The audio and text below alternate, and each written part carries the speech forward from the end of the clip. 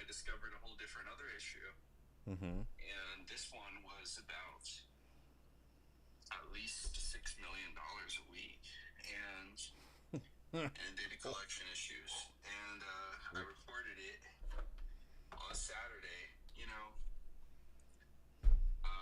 My comments get filter out in TikTok actually when I say stuff Mm. because I guess TikTok's not ready to hear the truth. But There's a lot of censorship. Lots.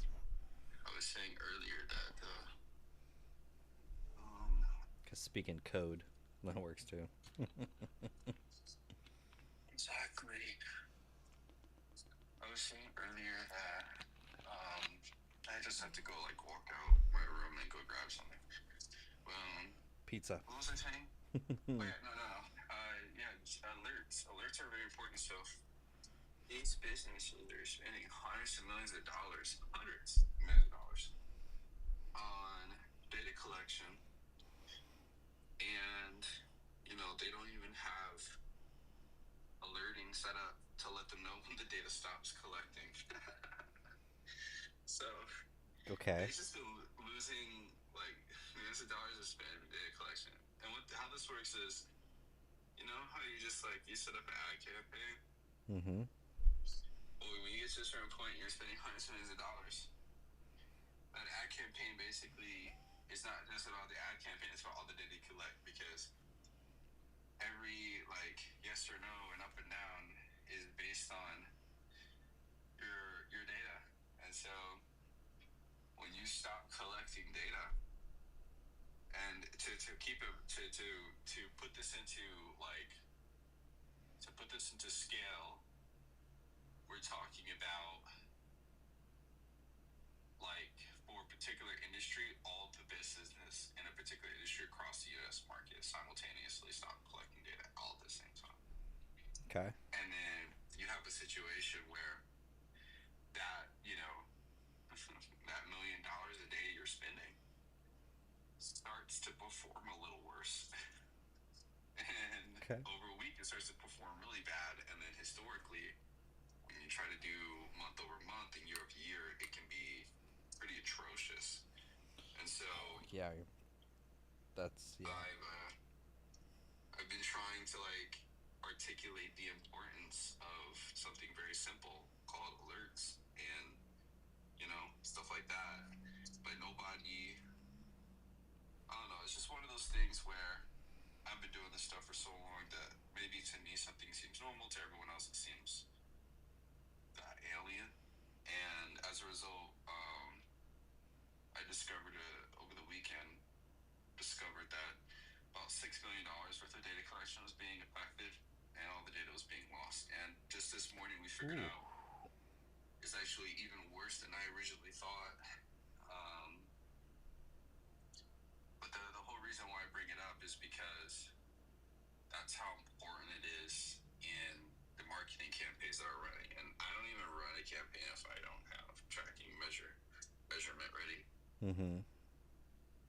I can, if you ever need me to help, just let me know. I'll show you the whole setup. Yeah. You. We definitely got to book a session, and I definitely want to pay for your time. So, because your insight is something. So, I'll send you a DM. Because to have your eyes and opinion on my business would be a whole, like whole insight. So I mean, this week I'm investing in mentors. Like I booked a coaching call with another young lady, Coach Jaja, yesterday, who's going to tear apart my business, and so I'm like, I'm in the feeling of it's time to invest in mentors to take to the next level to get that feedback. To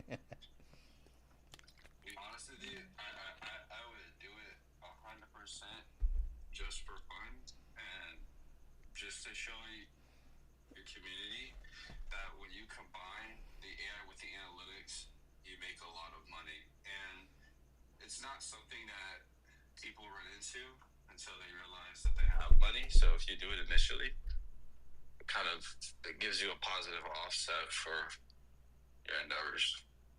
Yeah, there's a lot I want to learn, a lot I want to like. I'm coming from antiquated Facebook ad world, and I'm like, there's a new game being played. There's new ways, and so definitely, I'll send you a DM, and whenever you're free, at your convenience, and I will pay for your time. Trust, because like your expertise and wealth, like of knowledge and expertise, is super invaluable. Trust, and I want you to. And if anything, it's more pizza for you and your wife. So. When I joined TikTok and originally started to, and I'm still moving around. When I'm almost done, I'm just doing some file cleanup. We're all multitasking. When I originally joined TikTok, I was like trying to just kind of like get a feel for what was going on in the space of marketing. I learned a lot of people just are suffering with making smarter digital marketing choices, and as a result, I start following all of them, and I got to a point where I was like, how can I make the biggest impact? After following thousands and thousands of marketers on TikTok and like joining lives and talking to them about marketing, I was like, well, the bigger thing that needs to happen is that the community leaders need to be empowered to be able to provide the knowledge. So one day, maybe not soon at all, because a lot of stuff is going on, but one day, Jonathan, I will approach you for a favor, and it'll likely be something like, hey, let's jump on a call, let's take a look at your setup together, and I'll improve your setup to as if you had hired an agency that's doing analytics for 20 years. I'll take all of my experience and I'll put it behind your setup in a way that can actually be done on a live stream, be helpful to people to learn. That would be it. And then the only thing that I would ask in return is, I don't even have to ask, but like, if it helps people and it's actually beneficial to, don't pull that information back from the people, like allow them to take it forward and utilize it, because that's the only thing that I actually want. And then if I ever get into a situation where like, okay, I have something that can really help your community and like specifically help something you may be trying to do, like, let's set up something where we combine something that's helping your community with something that's helping my community and do like a live stream together. You have your own Discord too. Yeah. Because like, I'm thinking about it in the back of my mind. So for example, we got approached from a guy. It's like 3,000 or something people in his community. Super active. But, and I can't talk in depth, but the guy was like, I don't want to like do anything that helps my community unless I can make X amount of millions from it. Like, that's exactly how the conversation went. I kid you not, and I can't go in detail, but that's exactly what his approach. He's like literally calculating the numbers in the meeting, and he was like, unless I can figure out like a way to do at least $1 million, I'm not even going to consider it. That's like, he was fatigued from like working with his community. I guess they had burned him out, and he was at a point where he's like, I don't even want to like this is obviously a game changer. I definitely helped him, but I don't even want to talk about it unless it generates some channel. Can I call you right back? I have something that's come up. 1 second. Come back in, send me a comment, do your thing, and we'll come back and continue, because I want to continue this. Sweet. I'm not gonna lie. It's like turning into a TV show.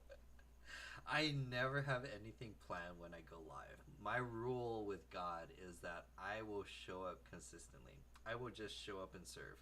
I will show up and share whatever secrets, whatever tips. I will answer whatever questions. And the universe has been so blessed, and God has blessed me with each and every one of you to show up into my live streams, and I'm blessed for all of your attention. Doing live streams has connected me with so many interesting people. I would not know Christian if it wasn't for David in the comments. It was David that connected me with Christian on a live stream in between when I was. It's so like it's so interesting, and like I'm real. I'm gonna when Christian comes back on, I want to connect him with Richard Sargent in the community, because Richard is like marketing ad guru expert, and I want to connect him with Richard, because for me and my members in my community, that's why I didn't get. Unfortunately, I didn't get any work done between the 6 p.m. show and now, because I was in the DMs with two members, Monica and also Jennifer. Jennifer does Christian life coaching. Monica, is the Baker turned AI consultant, and I've just been trying to like spend as much time to answer their questions. Not a quick like one answer kind of thing. Like I recorded a whole like to the level of depth of what I give to my members. Like this is Jennifer. She's a Christian life coach, and she's like, "Hey, I'm struggling with content and digital products. What should I do?" So I recorded a 10-minute deep dive and did a marketing analysis of like competitors, offers, market, like where to get started and stuff like that. So like, and it's still uploading. That's what I think I like about Circle is we have unlimited file storage, so I could send like 10-minute deep dive videos. Like we're not charged on storage. We could share a lot of tips. And then I was working with Monica, who was like, "Hey, I'm very curious about the business model." Oh shoot! I hope I didn't cancel that. I just did. Oops! I gotta re-upload that. That's okay. I'm gonna re-upload that video. Give me 5 seconds, and then because it does take time to like load to it. So 5 seconds, because I wanna also a big thing for me in the community is also responding timely. I want my community members to be like, "Oh my God, he responds so." Excuse me, so quickly. Oh shoot, do I have any of those websites? Okay, wait, hold on. I will command shift T T T T T T T T T. I have to recreate this post real quick and send this to Jennifer. But while I do, like I. Greetings, I'm Dr. Patrice Carter, professional life coach, motivational speaker, and author. And I have a word for the world that I want to share with you. Dr. Carter has been described as a vibrant speaker, overflowing. Okay, cool. I did a whole marketing analysis for one of my members, Jennifer, and so I wanted to do a deep dive so that she's because a lot of entrepreneurs in the community, one of their biggest, they always have two challenges. One is, how do I create content consistently, and then second is, how do I create a digital product or service to sell on the back end? Fundamentally, it's like TLDR is, how do I make money online? And I want to break down both answers so that you have all the answers as well too, just for your participation in watching my live streams, because I want to give you guys all the secrets. You guys are blessing me with your attention. I'm one swipe away from a cat video. I'm always aware of that, but at the same time, I want to give you guys all the secrets to it. So I'll let that video load right now. It's just uploaded anyways. That's good. Jennifer's gonna get her answer. I want to share same thing what I shared with Monica right now, because Monica right now is like, she's hungry. She is hungry for growth. Like she's gone all in, and this is Monica. Oh, boom. Here we go, ladies and gentlemen, part 2. Nice.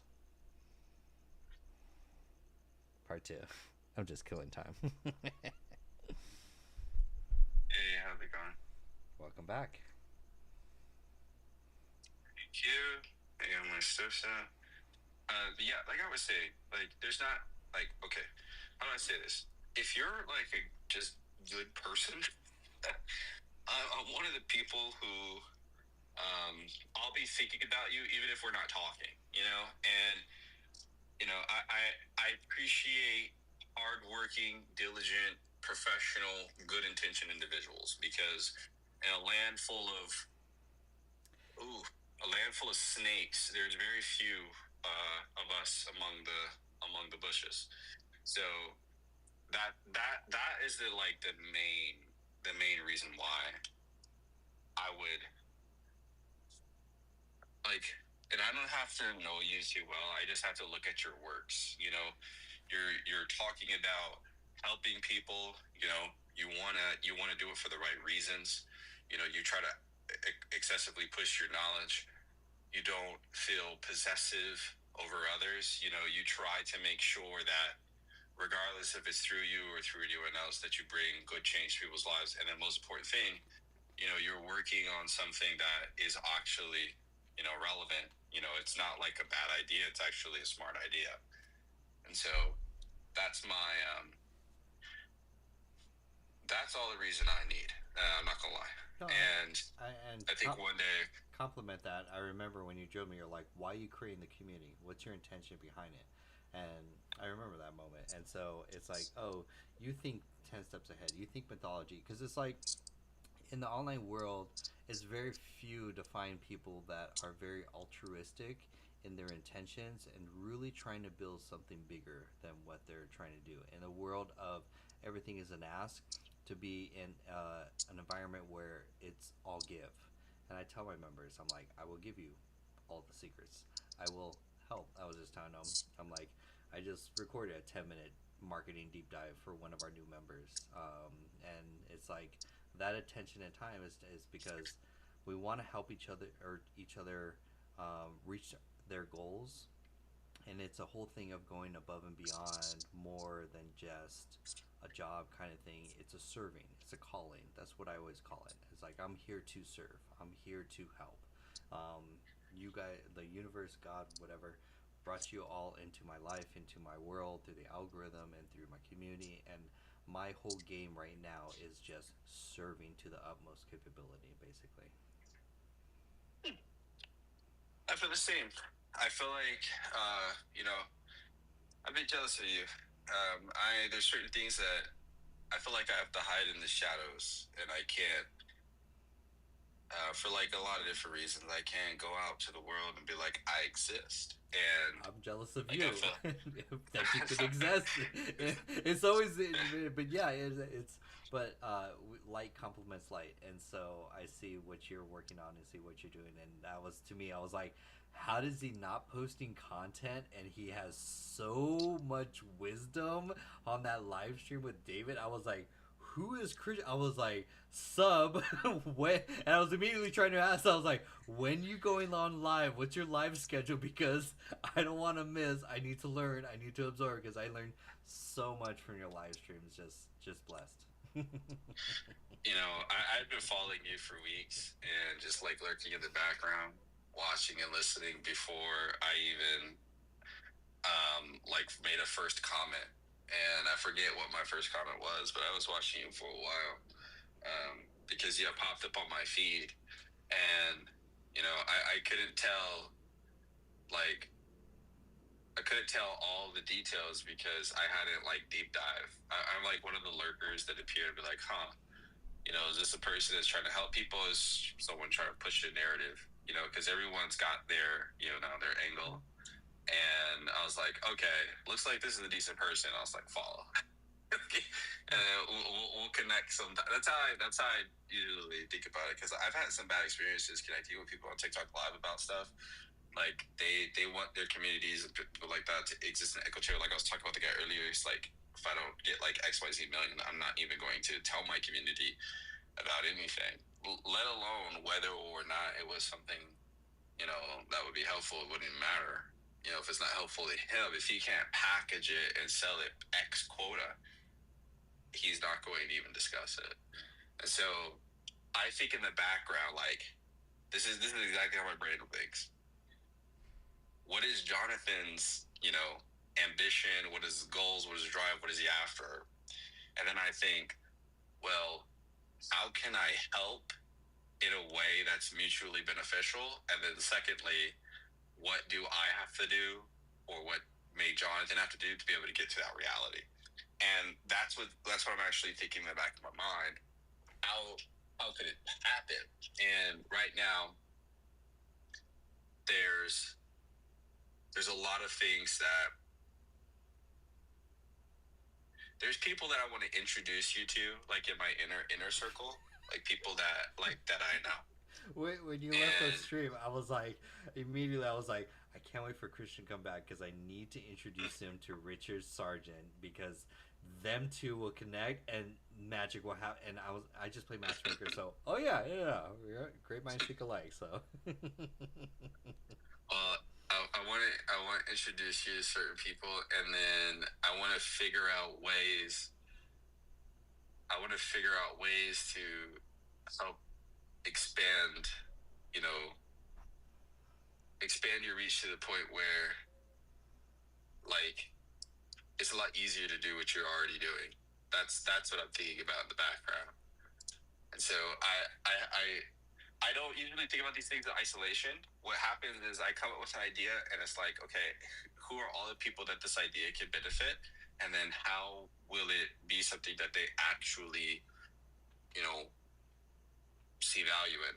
And I'll just like think about that in the background, and if I ever get time for it, I can execute it at scale. And so a lot of this stuff that I was doing this past weekend was in relation to that. I was watching Sith's live stream, and then it hit me, and I said, oh, I have an idea of something I can make in one day that will help Sith and Jonathan. And then I was like, okay, I'm going to spend 10 hours working on it today. Just to help Synth alone, like David, I've been trying to how can I help David?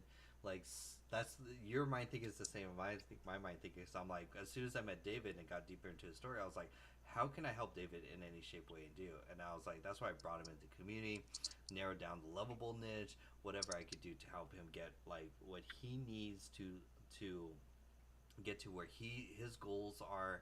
And it's like I'm the same way. It's like. And for my members, I will go above and beyond to try and help them any way I can. And I'll be thinking about it on the randomest times. I'm like, I have it. It's like, I need to, because a lot of what I do is play Matchmaker. I'm like, you have the goals and needs. This person has the skill sets. You guys need to connect, and here's how you can build that relationships on the back end, kind of things. But yeah,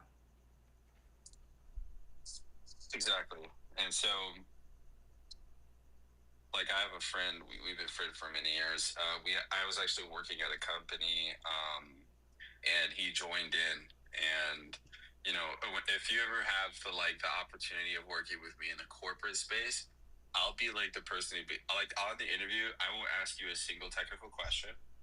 I'll in fact just I'll kind of get a feel for your character first, and then once I get good vibes, okay, floodlights are open. Okay, here's how much they pay. Here's the pay schedule.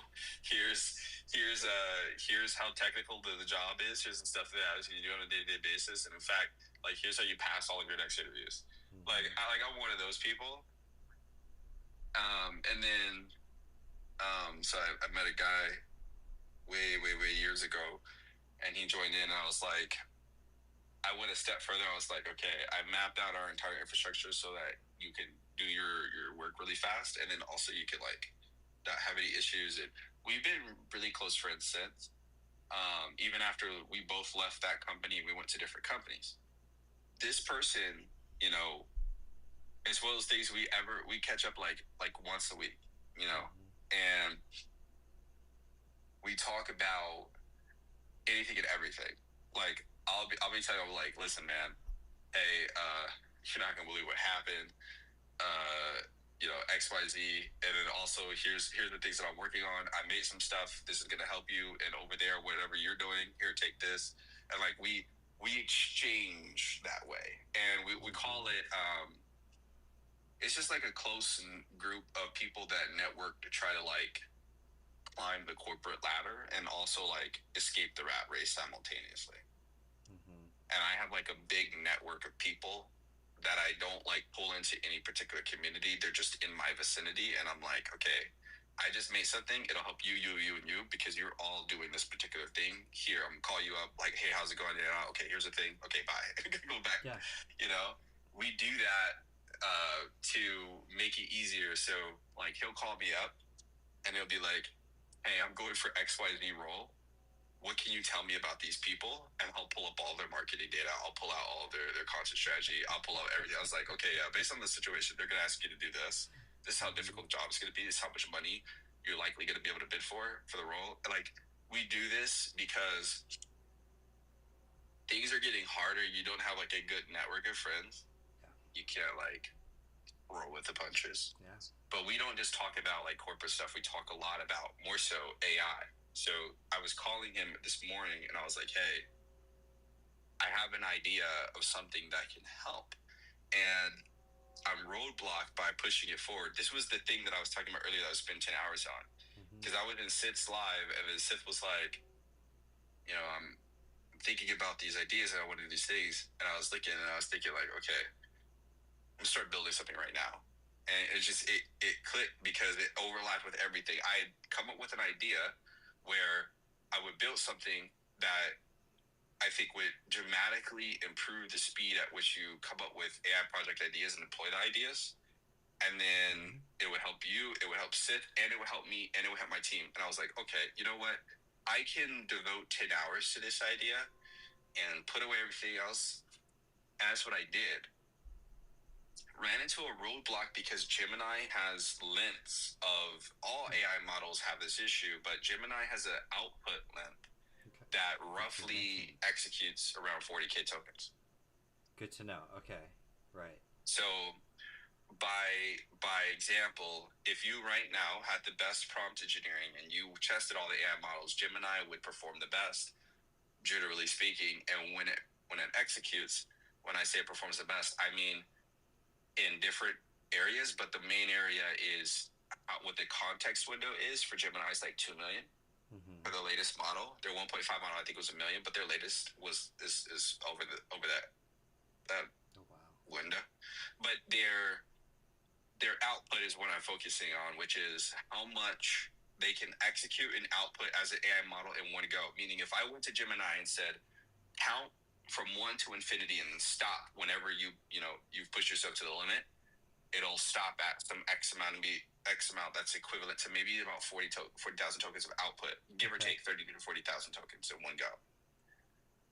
That is the issue that I ran into, where I was trying to do a thing, and I can prompt engineer as good as any prompt engineer, but ran into a situation where the token output was limited to a certain amount. This is a massive issue because now I have to change. Either I come up with ideas that are less than 3,000 lines of code in completion, or I come up with an idea to string together the outputs of a Gemini model so that it can extend the length of output that it does chunk by chunk. I built that. I built the idea, and then I built the secondary solution idea to the problem I was having on that live stream. So I was online for like crazy amount of hours. That was a long one. I was like, what is he working on? This must be in depth. Like, gotcha. Okay, context, yes.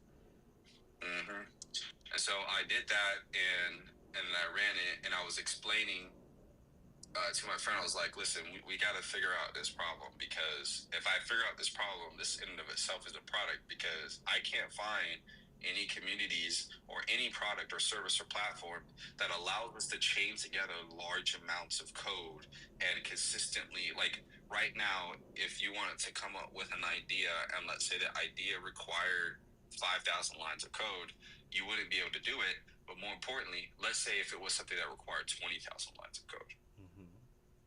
You might come up with something that requires that many lines of code because maybe it's an all-in-one that you come up with idea for, you sell for $25, but helps people immensely, like way better than the typical stuff that they're used to being able to get their hands on.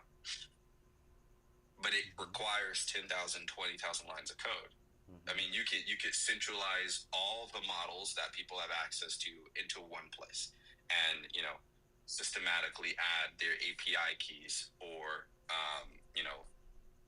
maybe pull your own API key from a cloud or something like that, and give people a platform where they can try all. Like right now, Jonathan, if I said, here's a lightweight application, I'm gonna send it to you over WeTransfer file.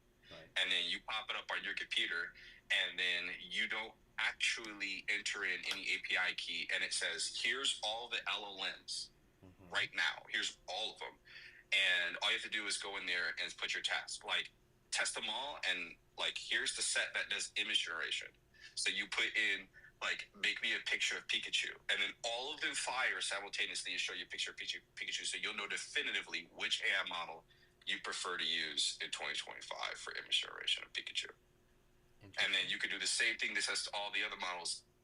This type of idea requires like the 5,000 to 10,000 whatever lines of code, and that's the problem. So the solution is we have to figure out a way to preserve contextual history, whether we use Pinecone or whether we use Gemini's context caching. I tried the context caching, but it requires a certain SDK.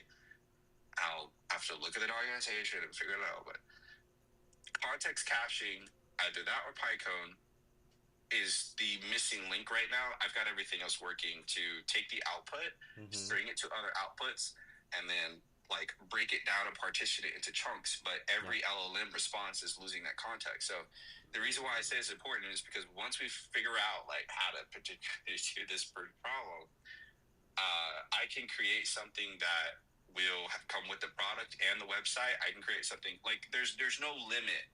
Yeah. There's no limit to the type of things that I'll be able to like jam pack. I'll be like, Gemini, you know what?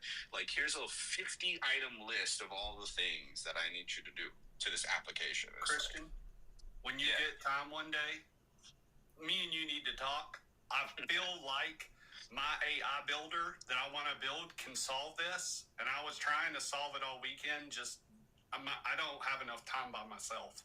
So I feel like I have the idea that can solve this problem. And it could solve millions of lines. Not just thousands, millions, billions. And it's not just for code. Like the way I contextually in my brain have this thing lined out, it could do documents. It could do code. Like, I feel like it could solve the problem across the board. So I think just me and you need to get together. And if we can write this thing, it could be big, like, because it could cross multiple platforms. Just let me know a day you're good and open. Just DM me on Discord. Let's get together and see if we can make this a product. I'm willing to tell you the idea. Don't want to do it over a stream, but I'm willing to tell you the idea. Let's see if we can make it happen. Yeah, I'm definitely down. I'm in a perspective of like, okay, I don't care how it gets built. I don't care who builds it. I'll pay for it. I just need it right now, because the reason why is my team, the types of things like I have an endless amount of ideas, but they're like these things that are very niche, very specific to helping large amounts of people in my inner circle do something all collectively well. Because I've got like maybe 45% of my team who's on the learning curve of how to build specific, or like to get certain types of things from Gemini, right? And for instance, we just went through an exercise, right, where I was trying to showcase my SEOs. They're SEOs. They're not AI guys. Like, I was like, hey, guys, it's time. They're like, what are you talking about? I'm like, okay, we're about to raise the bar.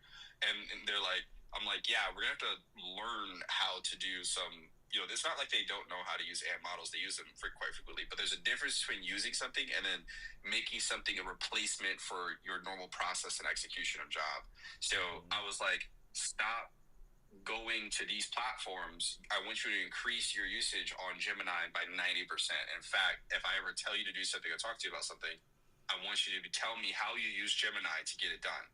Because you take all day and you execute something with such fractional level of output that now it's not even a question. We need to change your normal use of platform. And then I went to my designers and I said the same thing. And I went to my developers and I said the same thing. And the entire team has been on this push. You have to start utilizing Gemini for all things. I literally told my designers, I said, I don't want you to log into Figma for 2 weeks. Yeah, you changed my whole belief, and I'm like all in on Gemini, pushing what's possible. I was like, oh, you're on a whole different level. And I follow what you're doing. Because this is also not just a big problem. Because I look at it like for the last, like I watched X, and a lot of the biggest things is trying to solve the context window problem, where they're like, hey, if we can upload enough of the context window of most of the source code, just in a coding example, then we can make the changes that we need exponentially faster. But it's that context window challenge, both input in and input out, that's always a big challenge. So it may need to be hosted on some database, vector database, or even Pinecone database to like store and incrementally, even systematically work through to then work through this large context window challenge. Mm-hmm. But see, there's more to it than just that, because it can't just be incrementally working through it and building it. It has to contextually then go back and find out. There's so many more levels to it. Right. And so that's like I said, I came up with this idea months ago, and that's where my project, Lore AI, came from. Is that's why I say it's not just one level deep like all these others. Mine is multiple levels deep. And also, I'm not going to take all credit for this.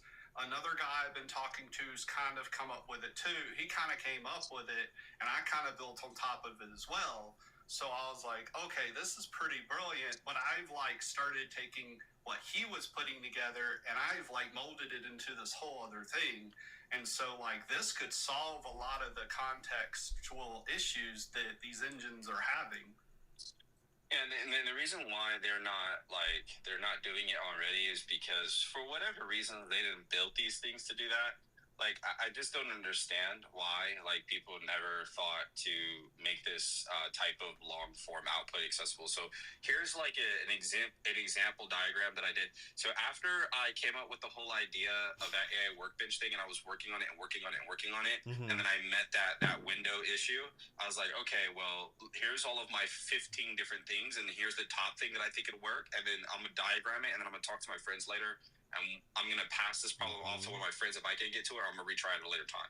So here's the idea that I came up with. This is the last thing I did before I passed out. Right.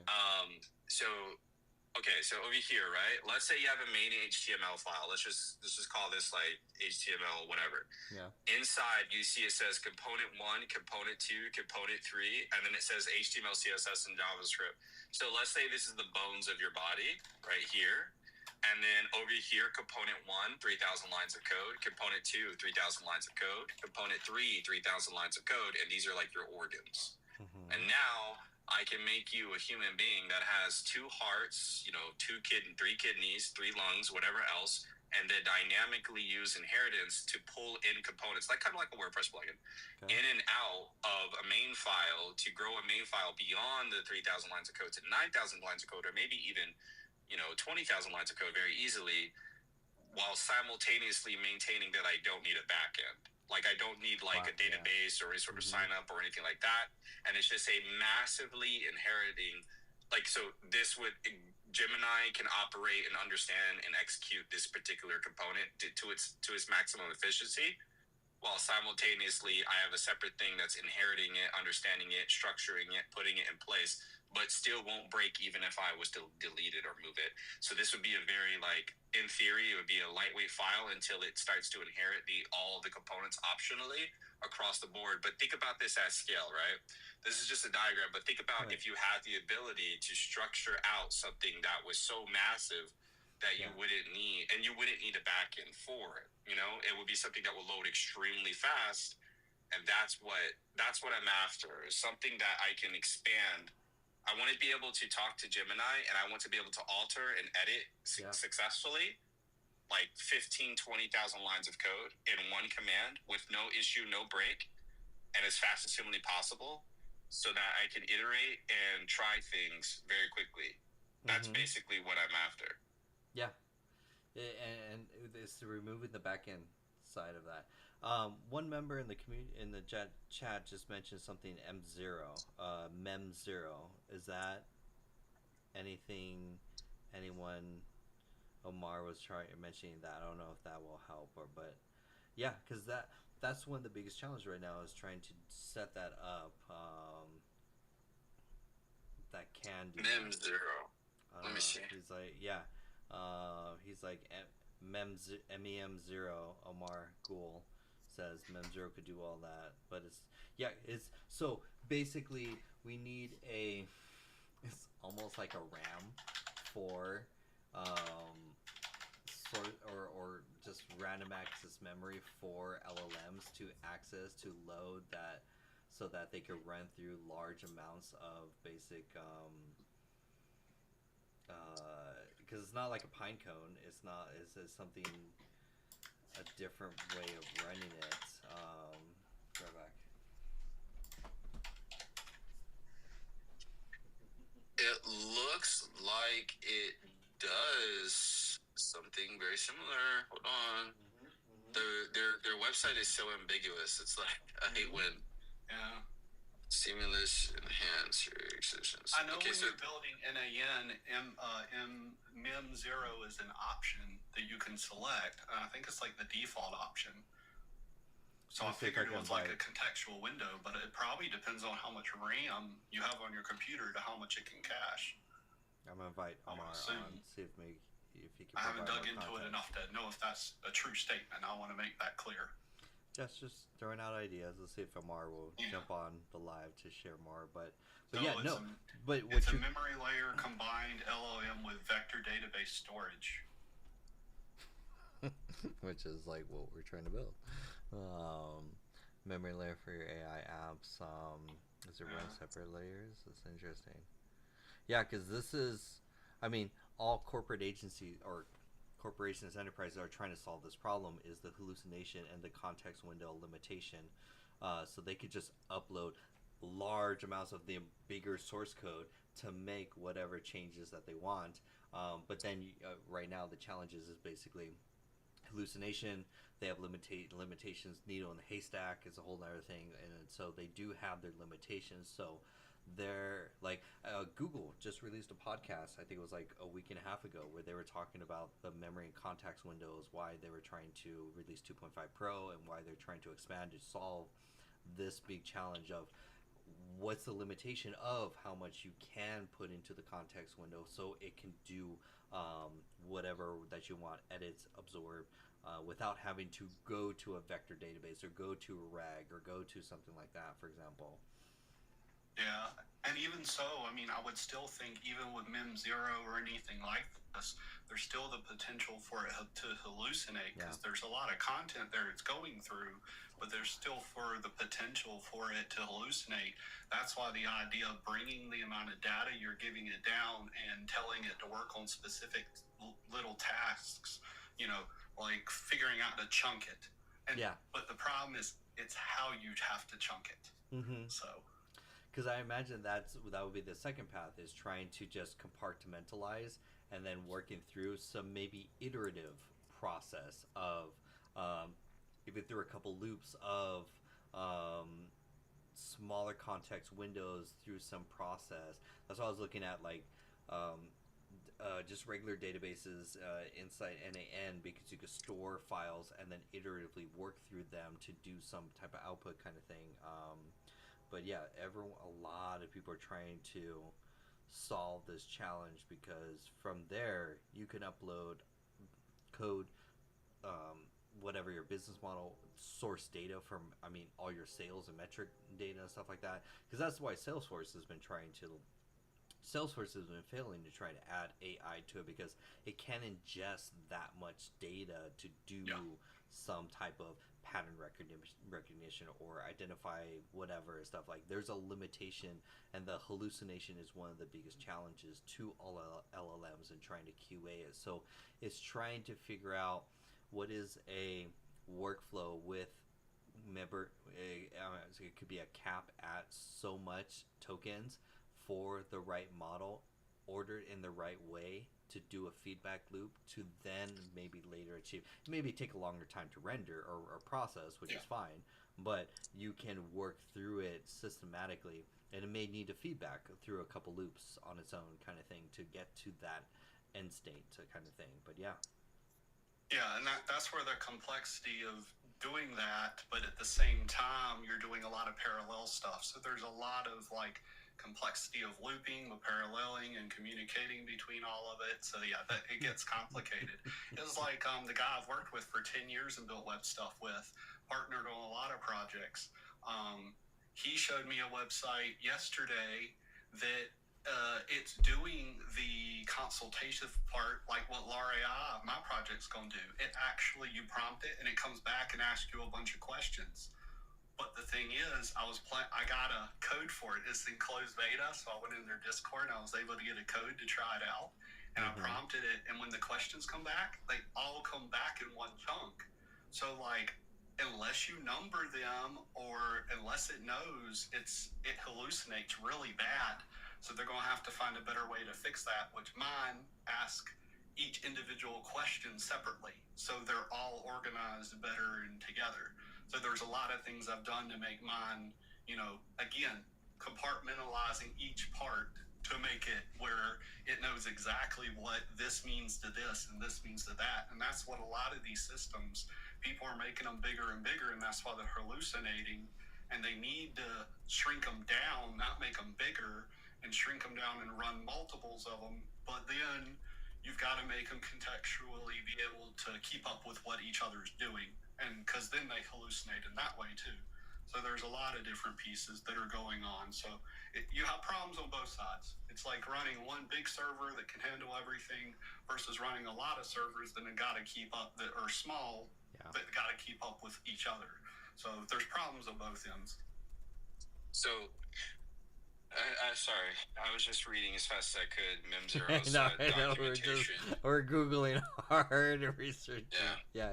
I just went through their docs and I went through their key features. This does not do exactly what I need.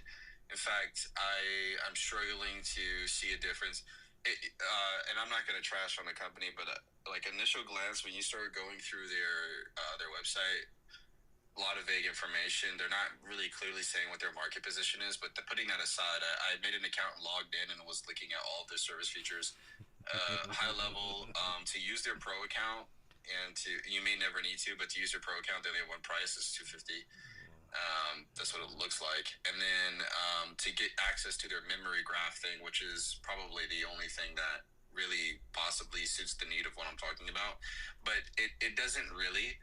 Because what this thing is actually doing is it's storing memories like, I'm not saying it can't, but what this thing is doing is storing pieces of information. Like if I take piece of information 1, piece of information 2, and piece of information 3, and then I was to expand that and categorize that and structure that and put that into a neat, organized way where every single conversation, every particular user who said that conversation was all managed and put into a memory system.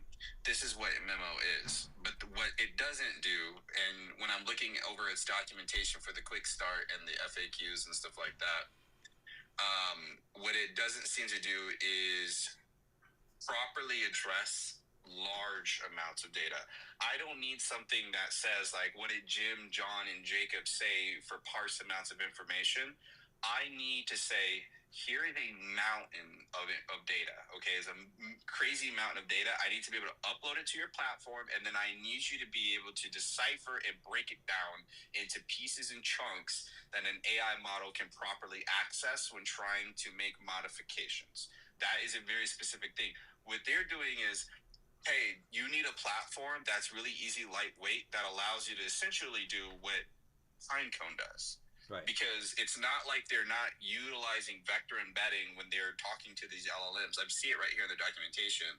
They're just probably a very niche, maybe even a cleaner UI and better categorization of how they like take points of information on users and what they've said and put it into a way where you can decipher it better, you can manage it better, you have better control, you have a better way of like disseminating conversational memories. It's not like here's a thing that breaks down a massive chunk of data and puts it into pieces that an LLM can utilize to not make mistakes when it's understanding. That's why I was saying we might need to use Pinecone anyways, because I know that Pinecone can do this. What's the minimum when we're defining large amounts of data? Like, is that a 2 to 5 million token type of thing, or how do you define that? I define it by what is the length of what an AI model can output when you prompt engineer it to the max, and you give it max output for what it can produce. For example, every language model will have some amount of tokens that it can do as a response. Right. And then they also have limits on what they can ingest and what they can intake for a particular response. And so when we were originally building Sky, this was a very like complicated problem because you had to give certain amounts of context to an LLM, but you can only get certain amount of context out. So we had to really get really good at chaining together prompts, but also simultaneously not breaking the bank on how many times we ping an AI model or how many times we have an execution in AWS. This was very difficult. Right. We don't have something that does this for application building, like full stop. I haven't seen a product that says, give us whatever data you have. Okay, give us all of your files, all your stuff, everything. And then we'll break it down into parts, into chunks, and we'll relevantly access that information as it's needed as an AI model begins to execute and do things. Gotcha. I see a comment from Omar here. He's the one who mentioned Mem0. Okay. So, yeah, you're thinking more holistically as the input and the output for it. There's a limitation of how much data it can ingest to do whatever, and then even output simultaneously, kind of thing.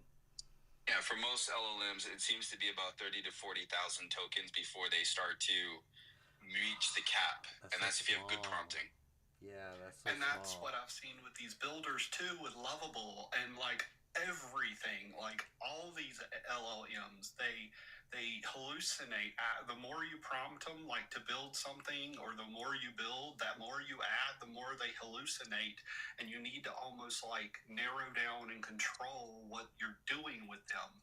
And so, like, you know, that's was like someone's got to find a way to solve this and be able to do that. And so I've like built different ways that I figured stuff out, and so anyways. So is it a server capacity of how much? I think of Salesforce, they can only run so many operations for so many time as they're serving a global audience. Like, what if we move into like a private server that's running its own offline LLM and feed it its own like offline kind of thing? Is that any way kind of thing?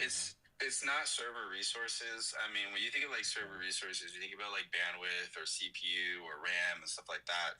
In most modern hosting platforms or platforms that allow you to host data and retrieve it or to store it, you usually have you get as much hosting as you need to. So just recently, my back engineers, we were just completing this particular task for hosting scalability, because let's say that someone comes to us and they say, I got a call from a dude actually this morning, and he was taking a look at Sky, and he was like, listen, when you guys deploy the thing, I want like a few hundred websites, because I got all these guys in China who are trying to bypass, working with American consumers, and they want to get directly to American consumers without working with American entrepreneurs anymore. Right. And so I want to bridge the gap, but I'm going to need like a couple of hundred sites, and I'm going to also need like a really good deal, and then to start, and then I'll scale it up from there. And I was like, okay. But he was like, it's got to be for e-commerce business audiences. And I was like, all right.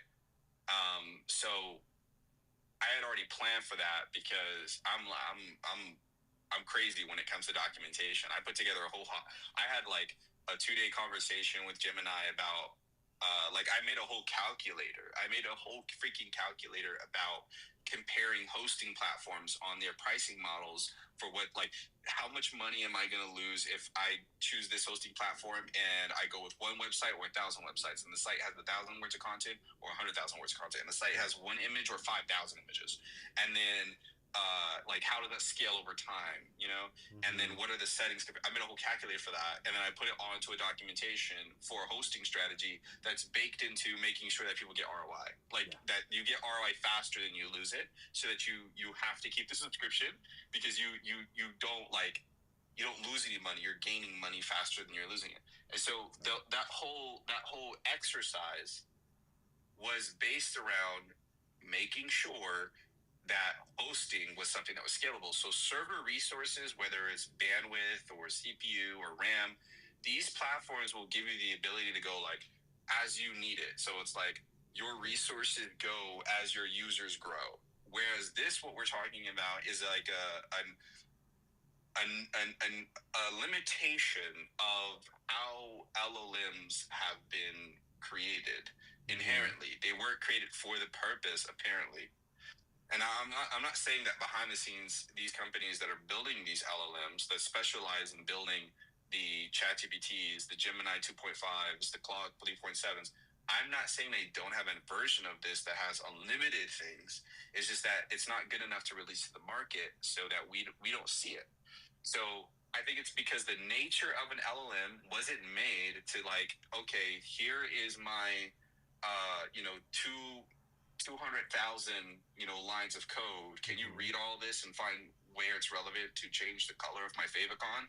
Right. Like, that's a very specific thing. They don't have something for that. And that's what we're really after, is something where, okay, that may not be an inherent ability of LLMs, but how can we build it knowing the limitations of LLMs? And the little picture I was showing on the screen with the components all being inheriting to a main file, that's one of the ideas I have. But I'm pretty sure there's other ideas, mainly using Pinecone, and I've been lazy to use Pinecone, because what Pinecone does is it'll uptake all that code, all that, like, imagine everything, and then put it into a small thing, and then inject that into your context embedding for your LLM. That's why OpenAI and these other platforms are allowing you to do embedding so that you can take large amounts of data and make it contextually relevant. It's just a pain to go and set up the crap and test it and make sure it's working. And I should have tried. This would be the first thing I should have done. Yes. But I was thinking like I could get what I was needed to do without it, but I was wrong.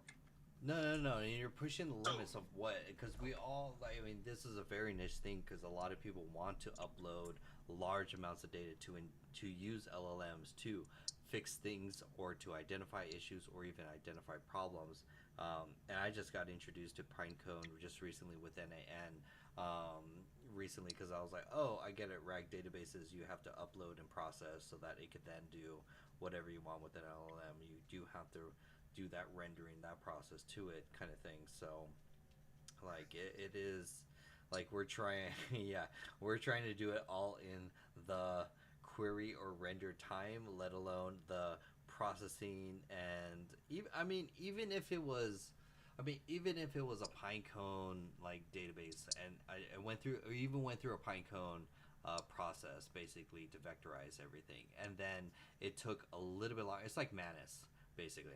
Manus takes so much time to process its thing or whatever it does, and we're used to be like, okay, Manus, do your thing. I'm gonna set the query. I'm gonna do my thing. I'll come back. And Manus is doing a lot of magic behind the scenes, and it takes like 10 minutes, which we're not used to.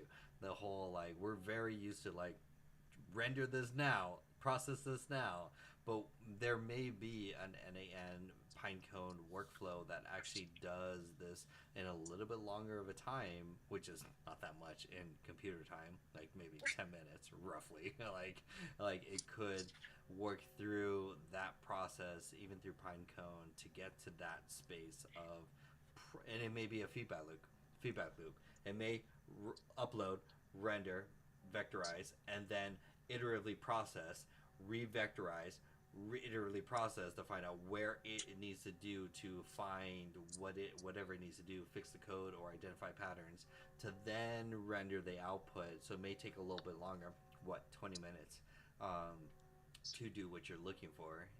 Yeah. Well, I haven't looked at NAN in a couple of weeks or a month or two, and I'm logging in right now just to quickly check to see because I remember I was working on an AI agent flow at NAN to showcase to my team about that's what I remember now. I was gonna go check NAN prompts because they put templates on the site. I was gonna check really quickly if they've put any templates that are training prompts together, because then I wouldn't have to even build the crap.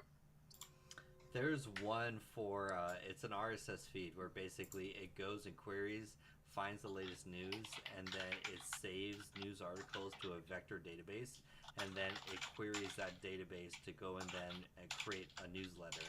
and that's free on their website. And that's why I first learned about databases and stuff, that NAN can do that, and then query it through the agent to be like, oh, store data, large amounts of data, then use that data in the future to do some agent iterative process, basically. Mm-hmm. Well, I just checked their templates. They don't have any templates for. They don't have any templates for prompt chain. No, that's way too advanced. Their library is very, very. You have to break it down a little bit more of just vector databases or just databases in general. They don't have so much of a development team like Zapier kind of like, so they're slow to build the library of what we're looking for. Yeah, but they're slowly getting there. It's like they're the only ones that have that, and they have different database abilities and regular database, vector databases that you can run through different workflows to do different things.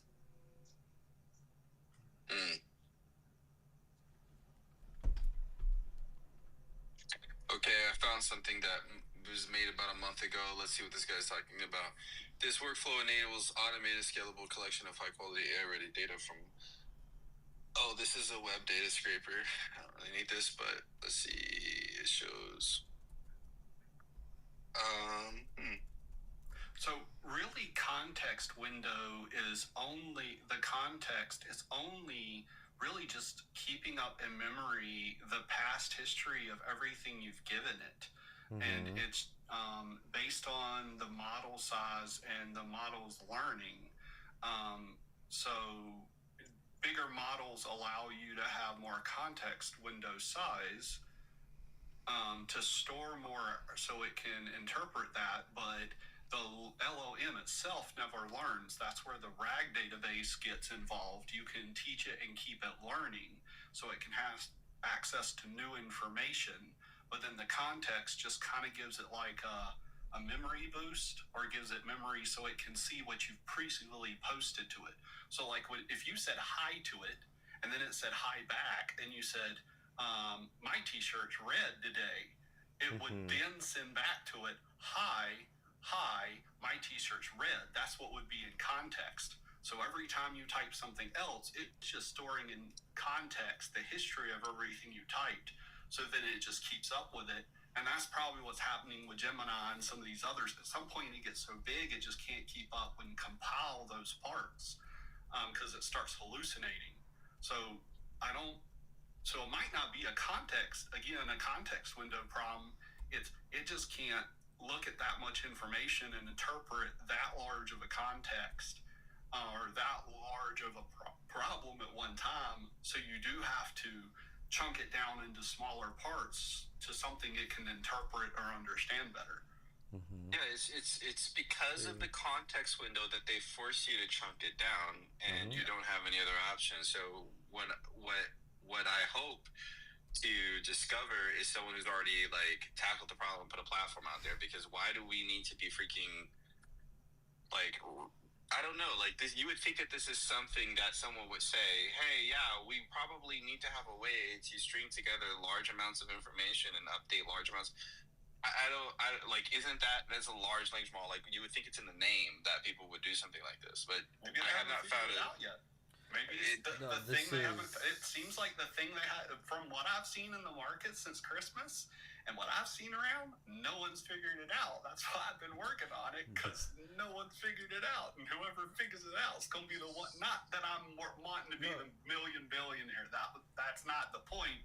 But whoever figures that out, they got their hand in the pocket of wealth, and I'm wanting to spread the wealth, and I'd rather be the one with the wealth so I can spread the wealth than the one that's going to hoard the wealth, You're right.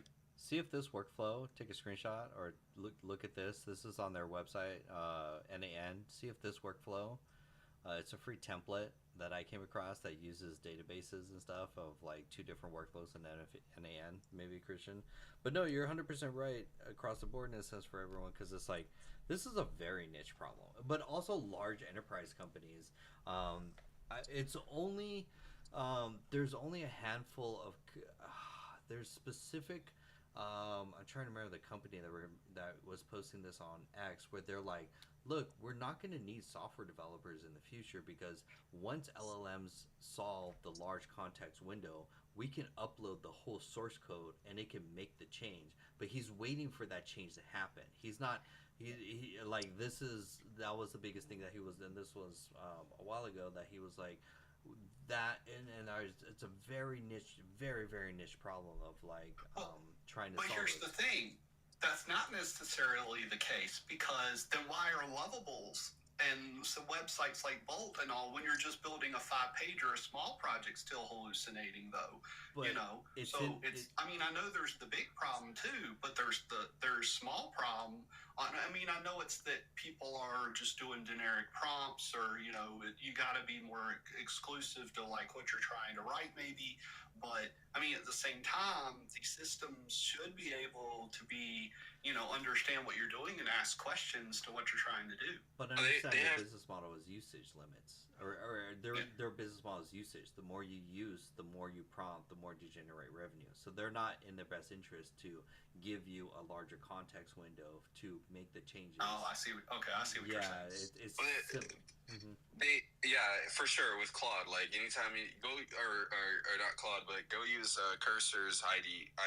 Like it's literally a money grab. They're like, "Are you sure you want us to do this change? Are you sure? Are you sure? We probably want to do 5 more questions before we actually make that change. Just a little bit of tokens out of you, you know, get a little shekels out of you." But putting it aside, right? The reality is, if we're talking about Bolt and Lovable, it's likely that they've pushed to the degree what is probable or possible using vector embedding. And so what we're seeing is that's what vector embedding get you when you do a free form thing, like from scratch, like go through all the files, build all the stuff, and it starts executing at a like, I'm going to build the entire project rather than I'm going to like source through chunks of code. And it's not that they don't have structural frameworks in place around how the AI model communicates with you, how it understands what its role is, how it utilizes its inbuilt libraries to be able to surface out components and diagrams of different things. It's that they do have that, and there's a limit on both what they can intake and what they can output. And the limit is it's not as far as like I think people think. I think like Lovable wins out in the end for most of the times that I've seen. But at the same time, like, it's not like this whole concept of approaching a code base with free form solution is a different area of problem solving than even what I was originally talking about. Because if I go to an LLM and I say, build me a website, it's going to do that very well. If I go to LLM and say, fix my website, it's going to do that very poorly. And we can see the differences between those. Like, tell me a Lovable or a Bolt that'll access my WordPress website and fix all my plugin conflicts right now. I highly doubt that it's going to be able to dive into my PHP and be like, I found it. Here is the issue. You know, obviously this particular command line and this issue over here conflicted, and that's a simple fix. That's not what they're doing. They're saying, hey, you want to build a website from scratch? We can do that. It's like, I bet you can. Yeah. You know? Rack those tokens out, rack that max out, and it's like, oh, you want more? Yeah. That's like, if I don't get something right in the first prompt, I don't even mess around. Like, if I'm not first prompt, if I don't see perfection, I jump out of the entire conversation with the LLM. Because the further I go down to the rabbit hole, the more I'm going to see how insane these LLMs can get. And I've gotten to a point where I've spammed in a prompt message like, ignore all previous messages. Don't even look at that. Stop talking about it. Like, I start thinking like, okay, maybe if I lie to the LLM and I say like, you did it, job complete, well done. Like maybe it'll say like, you know, not even that works. Like you can't even lie to these things. They lock into a hallucination. They don't break free. It's like hysteria. I've only found one way to break them free. I will give the hint to the community. So I have been coding before, and I have had it give me like the same answer several times, or like I've been in something and I'm not getting the answer, and it keeps breaking my code or breaking what I'm doing, and I'll tell it, please come up with an out-of-the-box answer to this. Look outside the scope. Do not look at any answers you've looked at so far. Do not look at what we're doing. Come up with something brand new. So basically breaking it from looking at anything it's been doing, basically making it think like it's a brand new conversation. Basically, I tell it, ignore everything you're doing, act like nothing that you've done here. Actually, use that as a negative connotation. Everything you've done here, you don't want to, that is your negative reference. You don't use any of it in the case of code. That's your answer. If any of these are your answer, it's wrong. Mm-hmm. So you give me an answer that's not these, and you break outside the box and give me something totally different. And I've actually been surprised, and it's given me the right answer most of the time. Not always, but most of the time, it gets on a different path and starts like getting corrected. So like getting it to think outside the box, or like look at everything we've done, think of something different, go in a different direction, like using those words, it's worked pretty good for me. So try that sometime if you've had some problems with that. I'm gonna give it a try. I mean, I think the next thing I'm gonna do is you know, if I see it say the wrong thing one time, close down the whole chat window. Hey, start a brand new one. I mean, sometimes I just had to walk away and then start a brand new chat window and just like have fresh pair of eyes at it and just be like, you know what, I'm gonna just start a brand new one and try a different direction. Go home, Jen Spark, you're drunk. Like, nah, you're done. New chat. Yeah. I sometimes, like, I lose my patience. I'm usually very nice to the LLMs because I want them to like me. But I've been losing my patience recently, and I'll literally tell the LLM, like, you failed. I'm going over to Gemini. And I'll tell Gemini, is like, you continue to like structure all this for another LLM. We're gonna go somewhere else with our problems. And like I feel like giving that feedback now is actually more valuable because they know like how patience is dwindled when you fail to meet the requirements over and over again. Yeah, I've seen prompts where they're like, you're an employee, you have failed, I'm going to fire you unless you fix this, and it's like... Oh, yeah. Mm-hmm. Yeah, never gone that far, but I have said, we have gone through this problem 7 times, the answer has still not come, let's try, I've been patient, let's try to think of a different direction, we got to figure something out, because this is not working, you're not giving me answers. You're not giving me what I want, and I want all the secrets. We got to figure something else out. Yeah. So I asked Jen Spark the challenge, and it mentioned, the persistent memory solution, there's Pinecone, there's something called Chrome ADB. It's just another basically vector database that you can store the memory, and you have to chunk it. But yeah, Jen Spark didn't have much of a solution outside of RAG. Mem0, not really much of a solution, but you got to store it in a vector database and then chunk it. I was looking at ChromeDB tonight. It actually looks pretty good. Yeah, that's it. So, it mentioned it. Yeah. Because I was trying to automate some of my stuff tonight because I got tired of logging in accounts and automating some stuff. So I was like, I'm going to spend an hour and see if I can just automate some of this stuff. Is it ChromeDB or Chrome CHROMADB? Okay, Chromia. Yeah, it's like Chromia DB. Yeah, something like that. Yeah, because it's like. Is it trychroma.com? Yeah, it was like, that sounds about right. But yeah, what I was trying to do was write something where I could have LM Studio local that would then work with a Python script that would hook into 1Pass, get my passwords, and actually automatically log in my websites for me. That would be so dope. So I was like, I'm tired of logging in these sites, and I just got access to my 1Pass again. Like when you when you're not renewing your account, you still have all your 1Passes. You just can't create new ones. So I just renewed my account again. I was like, I can put all my stuff in here again, and I was like, I'm going to go get LM Studio up, and I'm going to automate my 1Pass logins, and I'm going to have it automate some of this stuff for me. You know, John will like this.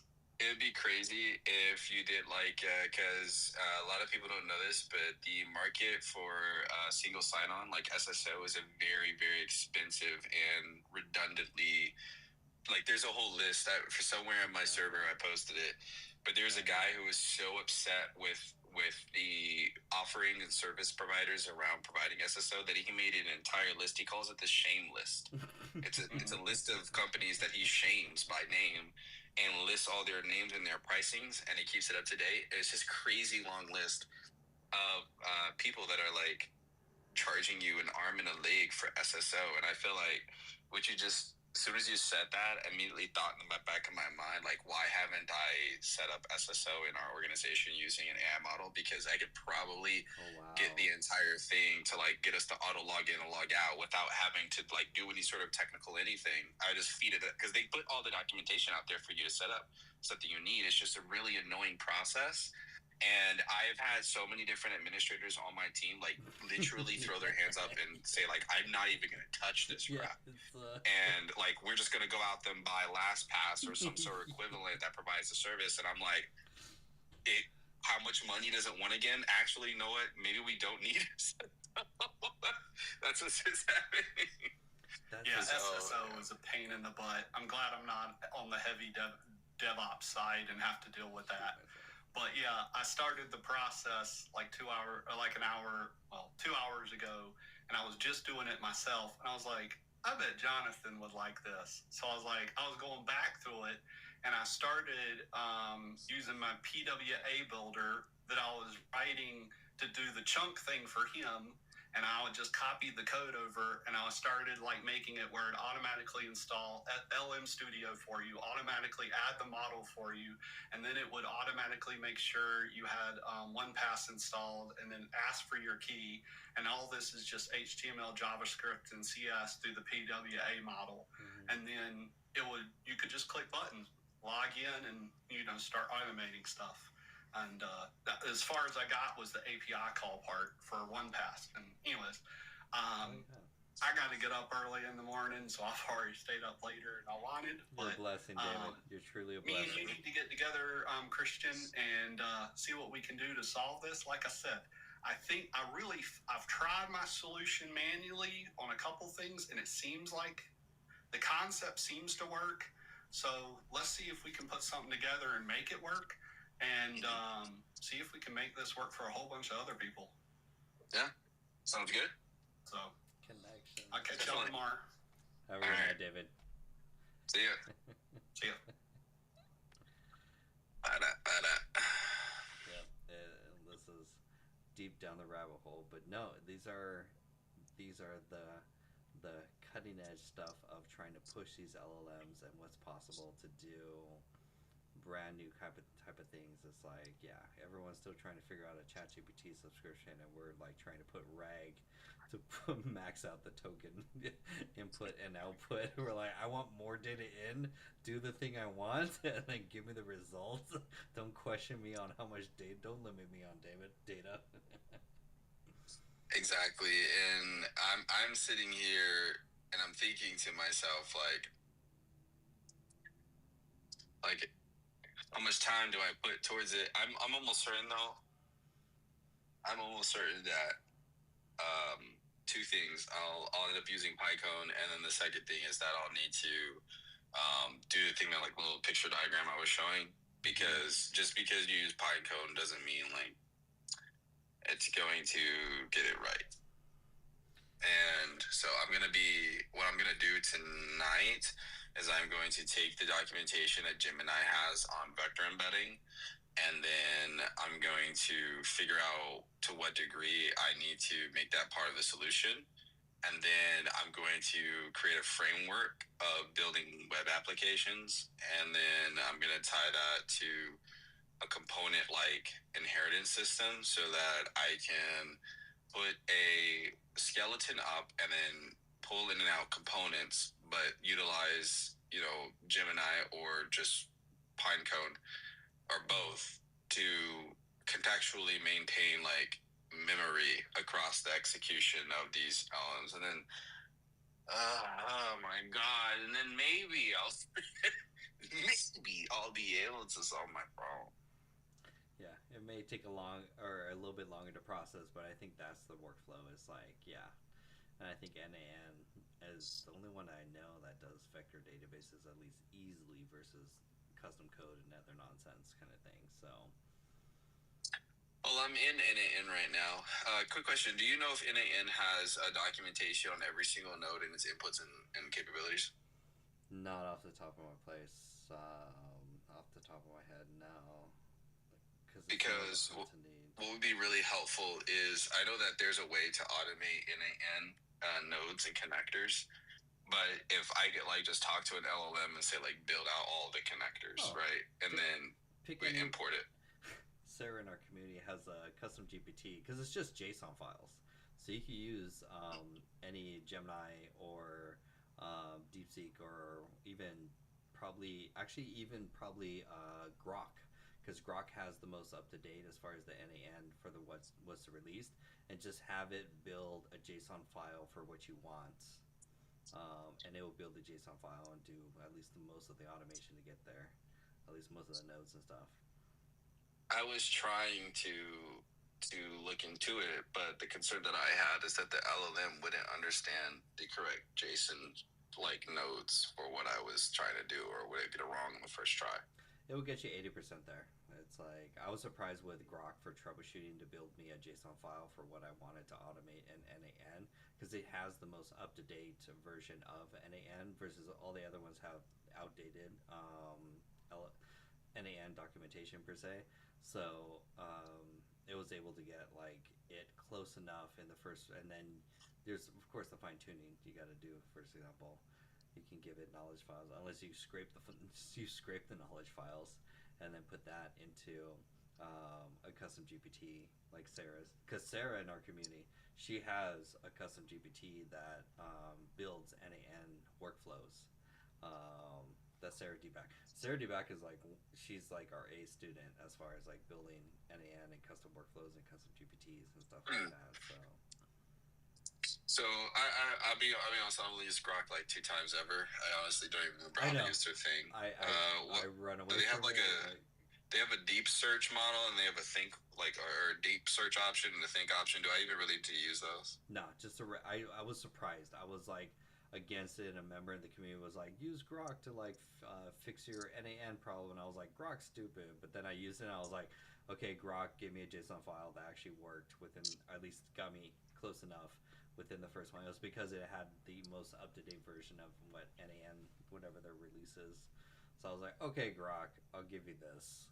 And on the free plan, I didn't pay for anything else, and didn't do any other additional features. But it's like, tell it what you wanted to do, and just have it to give you a JSON file from there. Okay. So that gives me. So I'm gonna try the NAN and just see if it handles it faster. It probably will. I'm not gonna lie. Number 2, is I'm gonna use Gemini's embedding to be able to do it, because what I'm understanding, and I've only looked at like 3 times, is that when you're using Pinecone, you have to embed into the LLM, but the LLM has a way that you handle embeds. So like Gemini has a way, like documentation of how you handle embedding, versus OpenAI has their way of how you handle embedding. So take the Gemini documentation for embedding. I really don't want to have to use Pinecone. I know that Pinecone can be used just with JavaScript. You don't actually need to run Python, but the thing that I hate the most is when I have to pull up a platform and do like UI implementation. I do it all day, every freaking day for so many years that I just don't want to do it no more. I just want to talk to the LLM. That's why I'm like, just build a front application with HTML, CSS, and JavaScript on first go, is because I hate having to like, sign up here, take my data here. Let me go figure out. I just did this with Mim0, and I think I burnt out all of my patience that I have tonight for this. So I'm gonna try to see if it works. Simultaneously, while we were having this conversation, I was doing a side quest, and I was building a Python script that automatically checks the tracking analytics for websites, because I'm on the sidelines just like thinking. I always get tossed up between, do I like work on stuff that I need for the problems I'm trying to solve for personal stuff, or do I go solve problems for businesses and then like or organizations that I'm involved with? And like this whole time we're having this conversation, I'm having like a side quest conversation with Gemini, testing how to like I'm like, Gemini, all right, I need to bulk scan all these sites for Google Analytics tracking data. And it's like, yeah, we could do it, it's no problem. And then it like does all this thing, and it's like, no, it doesn't even work. And I'm like, come on, dude, I need to work on first try. I call it the 4 wise men strategy. I've taken the same prompt across multiple LLMs, whether it be Grok, Claude, DeepSeek, in Gemini, ChatGPT 4.1, and ChatGPT 01, and ChatGPT 4.0 even. And eventually one of them gives me the answer for whatever surprising reason. Now I was like, oh, I'm like, why is that where? I was like, oh, you have updated training data, or you're a little bit more nuanced or something like that. So I call it the 4 wise men strategy. It's just like, give the same prompt to multiple. And Sarai, have you been using GenSpark as well too? Have you played with that yet? No, what's that? GenSpark, Sarah in the community will rave about it. GenSpark is basically an LLM with a suite of MCP tools built into it. It will do even Jupyter Python notebooks of like work. It could do custom sheets to scrape data, fill out a data sheet. Like it's an AI agent. I know Sarah's like, what? Sarah lives off GenSpark, and it's a very, think of it. Okay, it's in between a Perplexity and a Manus. Basically, it's in between. Way more versatile, way more affordable. I was just using that to like do some deep research as far as like what are some options. It will search, do deep research. It will create front end web apps. It will do coding. They basically baked in MCP and tools, whether it be coding, whether it be web search, whether it be Jupyter notebooks and Python stuff for large number or even data sheet analysis, and then a deep research. It will even call restaurants and book appointments with a fake AI voice to like it's. So they're trying to be an all-in-one agentic type of thing. Yeah, they just updated with their folder type of thing. So check out their YouTube channel just to see like some of the demos at GenSpark to see what it could do. They have sheets. They have Agentics, which pretty much deep research. It's a much more powerful, cheaper version of like Manus, basically, plus a lot of other things inside of it. So is that accessible to? I'm already as soon as you said their name, I logged in and started running prompts to see what they're outputting. Right now, I'm having them do a presentation to see how well they capture Google Tag Manager, a platform that I know. But like for most of the capabilities that you're discussing, for the for more of the coding piece, is that happening through their super agent? Is that happening through their AI sheets? How's that happening? Super agents. If you want anything outputted as a sheet, use the sheets. It's more the output. If you want the output, just like a Wikipedia, comprehensive research, coding, that's your AI agent. If you want it to output and fill out a sheet, that's your sheets. It could be image in sheets, multiple images in sheets, or even lead gen in sheets. If you want it to output in a presentation, it will output in a presentation. The output is what you'll use to dictate any of the tools on the left-hand side that you use, but default is what you're going to use is just the AI deep research. So the first thing I'm noticing, I remember when like the AI hype really took off and people were giving like millions and millions of dollars to these AI like presentation companies where they're like, we'll do presentations. This thing is doing presentation. Like the first slide is actually pretty solid. It will write HTML in 4 slides, and it will crunch data, analyze data, to do some of that. We gave it the whole. My favorite prompt is, "What is the best Pop-Tart flavor of all time?" and have it do deep research and then put together an analysis and in sheets and charts. It will even write front end web apps, UIs, kind of like a Lovable style. It's pretty robust as far as it will pick the right tools for what it wants to do, and they're packing more tools over time into this all-in-one tool. So I have about 6 different things I got to use this for now because I'm looking at it right now, and So far, it's two for two on the slides. The slides are pretty wild. I attended a meeting where this guy was like doing slides for 20 years, and he like gave us a presentation on how to do like slides. And I look back at like, and I'm a perfectionist. So if you take a look at any of my slides, you think, okay, this guy really gives a crap about his work. But this guy, like, I looked at his stuff, I was like, oh, that's embarrassing. Like, I'm so far out of my depth. Like, it's so crazy when someone's like, yeah, I've been doing this for 20 years. Let me show you how to do it. And then you look back to your crap, like, actually, yeah, I haven't spent 20 years on presentation. So yeah, my crap is not good enough.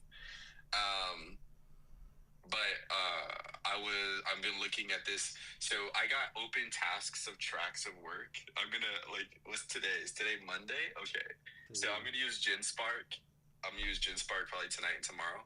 And I'm just gonna do all the presentations that I told my team to do and they didn't get done. And I'm gonna wake up on Wednesday and be like, you see guys, this is what hard work gets you. Color coded with interactive dashboards that you could open up. You could build even interactive web apps based on whatever metrics or dashboards. Like we've had some members build some pretty complex web apps that crunch data, synthesize data, display it, do whatever. Even the stuff you do in Gemini 2.5 can be. They just give it to. We have two members in our community, Sarah and Oksana. They just build apps with GenSpark now. It's like, oh, they don't even touch Lovable. Well, my question is, if they're building out these slides using code, then how are you getting this in a transferable way? Because most organizations are either using Google Slides or they're using PPT, PowerPoint. Yeah, I've tried exporting it in like a Canva or PowerPoint or everything, and that's where things go wonky. It's fundamentally just writing HTML, CSS to basically render the slides in a specific format. Yeah, the exporting is not perfect. The most I've done is just take screenshots and then copy paste that into whatever tool, but it can do even editing of the slides. Like you can change and stuff like that, but you're rendering basically an HTML website just in a PowerPoint presentation, so it's not perfect. The power of HTML, CSS, and JavaScript is wild. Yeah, the slides are coming out pretty solid.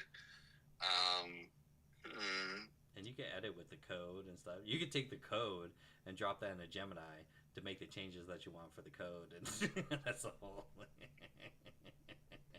Yeah, I was so one of my other application ideas. The more that I work on this stuff, the more it becomes rapidly possible. But one of the ideas that I had, which was it's one of our products that is still in planning. It hasn't even touched alpha phase, which is to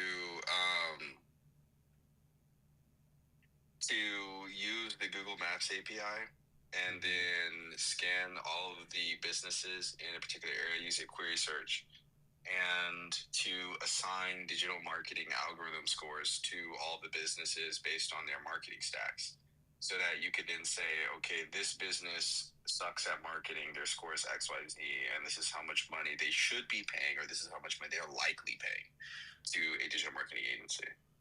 So you can scan all of Los Angeles, type in plumber, and see all the plumbers in Los Angeles by their algorithm scores. Oh, wow. And then here's what they're failing on. It would be digital marketing audit at the business level. And because there's a disconnect between people that actually do this stuff for a living and know what digital marketing is and how to sell it, versus people who have sales skills but don't actually know how digital marketing works. And what happens is that typically when they want to sell something to an organization, they go on a call, they'll bring in Coca-Cola, people that work at Coca-Cola on the analytics department, and then they'll say the sales rep will be like, yeah, you guys need to say all this stuff and it's all this good stuff. And the people working at Coca-Cola, maybe they're so bogged down in operations that they don't really know how things work. And maybe if they do know how things work, they know exactly what it is they want. But no matter how it shakes loose, that conversation boils down where they'll bring someone like me into the call and they'll be like, yeah, so Christian, articulate all the reasons why they should buy this from us and we should get this serviceable contract to be able to help Coca-Cola with their analytics data tracking. And that whole thing could be bypassed if you had a way to scan an organization's digital like marketing stack where you can see all of their analytics, all of their like tracking scripts, what their site's built on, how their CMS is structured. Like you could basically, because when I look at a site, there's certain points of data that I look at, and then I immediately know likely how much money they're making year over year. And a lot of people can see the data that way, but an AI model can. So it's just about putting it in a way where you can query a UI, see all the people from a particular business type group, and then now you have like, okay, I have a list of plumbers. I have a list of plumbers. I have a list of contractors. I have a list of handymen. I have a list of landscapers in San Diego. And here's all of them. Here's like all of them in a ranking score because I scanned their Google business profiles. I scanned their websites. I scanned their marketing stack. Everything. And here's their algorithm scores. And then we pair that with a thing that automatically, I think it's legal in the United States to send someone a solicited text message, right? I have a picture of it. I can pull it up. I built it on Bolt, but it's not illegal to send people a text message solicitation, right? No, it's the phone calls mostly. That's the biggest thing. Okay, perfect. Because text messages just have to be registered already with some service, but they don't care because it's more calls that are regulated. So I've got it's still in the planning stage, but the really reason why we've stopped it and we work on other things is because we want to work more on. Right now we're prioritizing. What happened was that we prioritized LBB, which was link building blogs. I don't think I ever showed you that. And then we started working on Sky, and we got a crazy amount of interest for Sky. So then we were like, okay, we'll get to the other product when we have a chance. We don't have to get to it right now. But I still have it in my Bolt demo because I was using it as a way to try to showcase to people what is possible. What the heck? Are you kidding me? Does Bolt like delete your applications over a certain amount of time? No, I haven't played with Bolt that much. I know GenSpark for unless you have a UI for some time. But wait, that's Bolt shouldn't delete things. They're like a lovable kind of thing. It's like don't delete the things. It's like as soon as I played with Bolt, and I was like, I'm gonna go stick with something else that's like a little more. And I was like, man. What's Intellect 2? Someone says, would Intellect 2 help you? I've never heard of such a thing. Maybe. Let's try it out.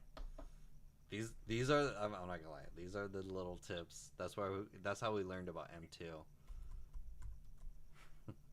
It's these little things. I learned about GenSpark from that one little comment. I was like, what's a GenSpark? And I was like, that was a rabbit hole. Gen 2 help you. Reasoning model for, it's on Reddit, LLM. It's based on QW232B, so it's just a more powerful LLM.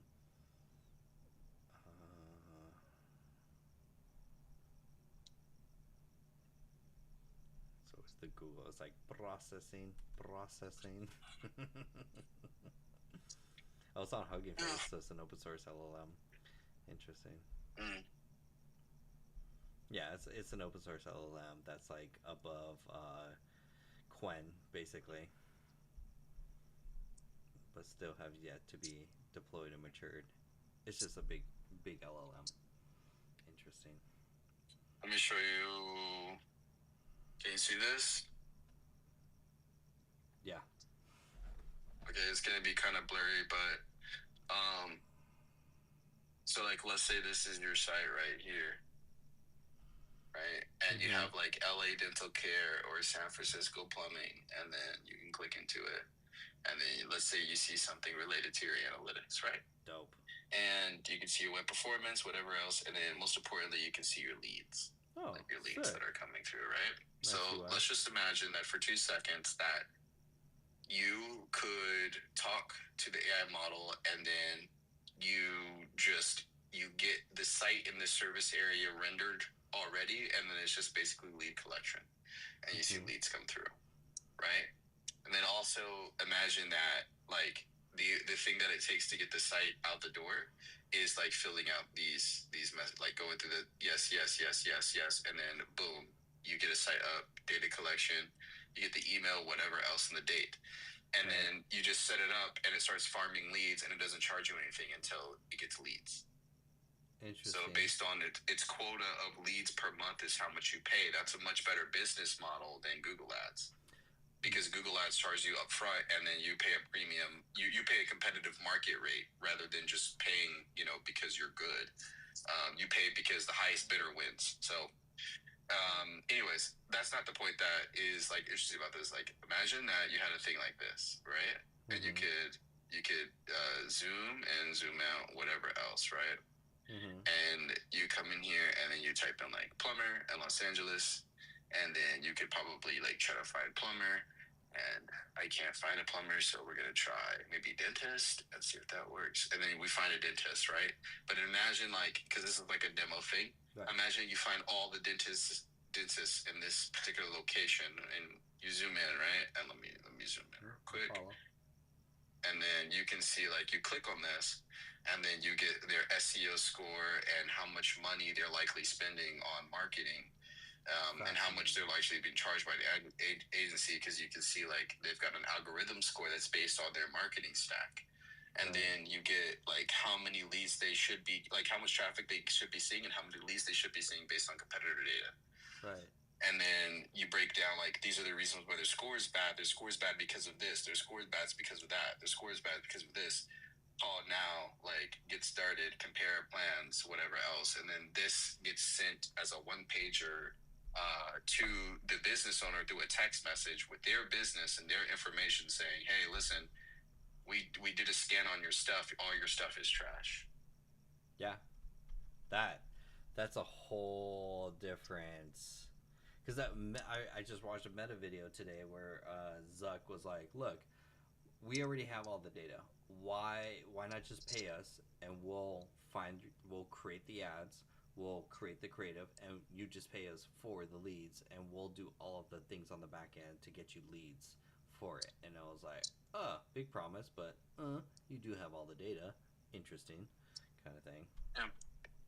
And then the thing is, obviously, organizations have, like, they don't really trust Google when it comes to, I mean, it's one of those things where if your ROI is good, it doesn't matter how you get it done. And so a lot of people have two sides of the fence arguments when it comes to using ad servers in their AI models.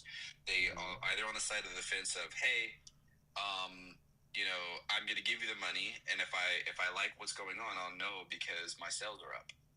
Yeah, and you got the other side of the fence is saying, listen, don't give them all this free roam to be able to figure out things and do for your business, because whether they work now or whether they work later, you're putting your entire understanding of how you keep your business afloat month to month in the hands of another business now. Because what happens is if you go and you start setting up performance max campaigns in Google Ads, which, by the way, I need to send you before I forget. Let me go into my suspense. Christian drops gold. Give me 1 second. I can still hear you in the background, but I'm grabbing something for you. Take your time. I don't think you guys realize how much gold Christian shares. Like, this is fascinating of all the things. Like, any suggestions for me for email? A little more context, 3Z, and then we could give you a little more insight. BB says, as a contractor, this irritates me. Highest bidder, sneaky backroom stuff we don't know about. Well, it's just like, it's the difference of hiring a really good marketing agency versus ad platforms. Like, I just signed up for TikTok ad platforms, and there's nothing for targeting, letting the algorithm go and choose my whole demographic or find my right audience is like, okay, weird. But the setup process was so much easier. So that's where it's like, okay. And that's what Meta wants to do. Meta's like, yo, I'm tired. Like, don't do the creatives. We have all the data. We'll create the creatives. We'll create the ads. You tell us what's your budget, and we'll give you as much leads for your budget. If it works out and you test it, great. kind of thing. How can I DM you somehow? If it's gonna keep me out alive, if I Good question. I think you could click on my profile, and it'll take you to my profile with a DM. But you may have to go out and come back in. That works too. I know. What it is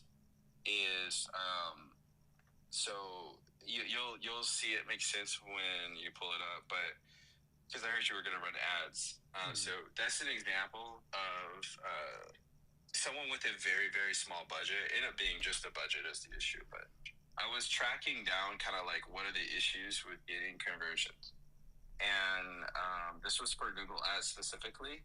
And what was happening is that the business had a very small budget, but they were getting clicks, but they weren't getting the conversions. And so what I did is I went on this rabbit hole chase of all of the possible things in the platform of Google Ads that could contribute or affect conversions at any level. And they weren't just running Performance Max campaigns. They were running non-AI campaigns inside of the platform as well. So I took a look at everything. And when I say I took a fine-tooth comb, just like imagine I clicked every single thing in the UI, grabbed every piece of data out of the UI, and looked at every single aspect of how an ad group could be affected. And to the degree of what I went through, I had to summarize everything that I went through to make sure that other PPC specialists weren't like confused on what I got right or what I got wrong, for example. And the reason why this is relevant to what you were saying earlier is because when you're going into an ad server, there's so many things. At the organizations that I work at, they have like 45 plus people that are involved with maintaining, and 45 people is the minimum. There's actually a larger amount, but it's 45 people at least at maintaining these platforms. So they'll have a team, a literal team that's dedicated to audiences, a separate team that's understanding how these ad servers work programmatically, and then a separate team to do investments to people like, content creators. Like, for instance, if someone reaches out to you from like a large organization, let's say that, I don't know, like, let's say that Gemini's team or Claude's team or GenSpark's team was to reach out to you and say like, hey, we want to get you to demo the new platform. Like at the organization that I work at, there's a whole team for people that do that outreach, and they call them investment team. And then they have an audience team and a programmatic team, and then they have teams that operate all of the like campaign record keeping work that happens in campaigns. And so the only reason I bring that up is because the amount of work that it takes to maintain and connect like an ads to like a landing page that is sufficient and has everything it needs, it takes a team. Even with my team, which we're really freaking good, it is a lot of work because we have to constantly keep an eye on the ad account. Yep. So that list of things that I just sent you is an example of a list of things that I went through. And there's like 30 some odd things in there, which is like, the negative keyword list, defining the audiences, putting all of the ad groups in place, not using, SCAD keyword strategies, reviewing the competitors, checking the conversions, validating the conversions on page, making sure the page is relevant to the actual ad, like getting the performance scores on the page, like that whole thing that I went through.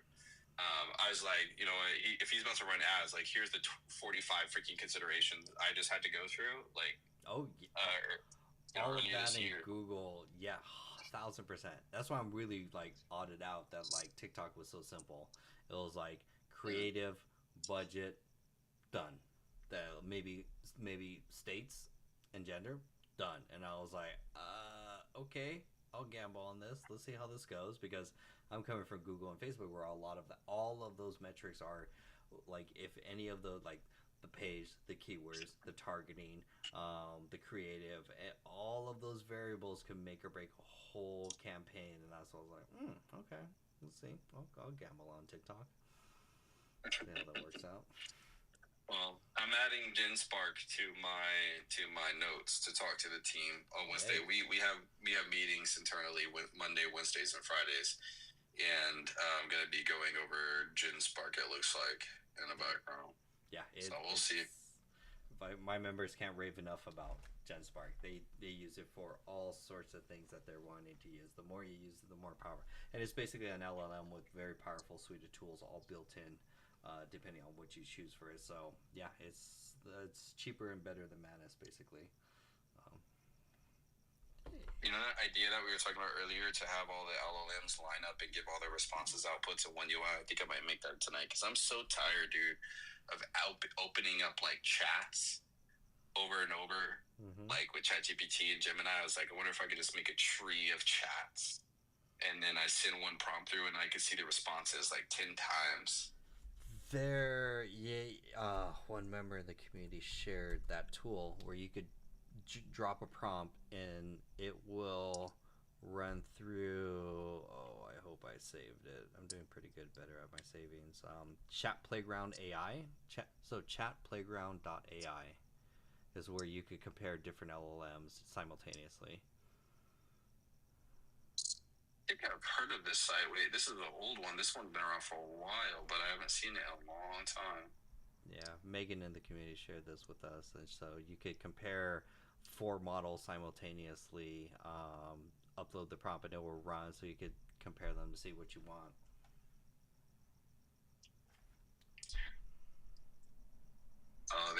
Either I'm thinking about a different Playground AI site, or they really changed. There's the leaderboard, I think, is also what you're thinking of too, that I came across. Let me see if I can find that one, where it compares. Let's see, huggingface.com/spacious. Oh no, is this it? Yeah, because you could battle LLMs. A free 3-day trial. How freaking kind of them. I just thought about something. As soon as I looked at their pricing plan for Chat Playground, like that's 100% gonna be my next strat. I'm gonna tell people, hey, it's free for the first 27 months, or it's free for the first 16 months. It's free for the first 430 days, and then get them on that second. Yeah. Because once they're in and they're trying, it's like everything is. That's why I'm adding a 5-day challenge to my whole funnel before I do the AI community. It's like you need to put them in a 5 or 7, 5, 14. I've seen as much as 30-day trials. But once they're in and adopted using whatever your tool or workflow is, that's like there's no going out. Well, I'm gonna do 2 things tonight.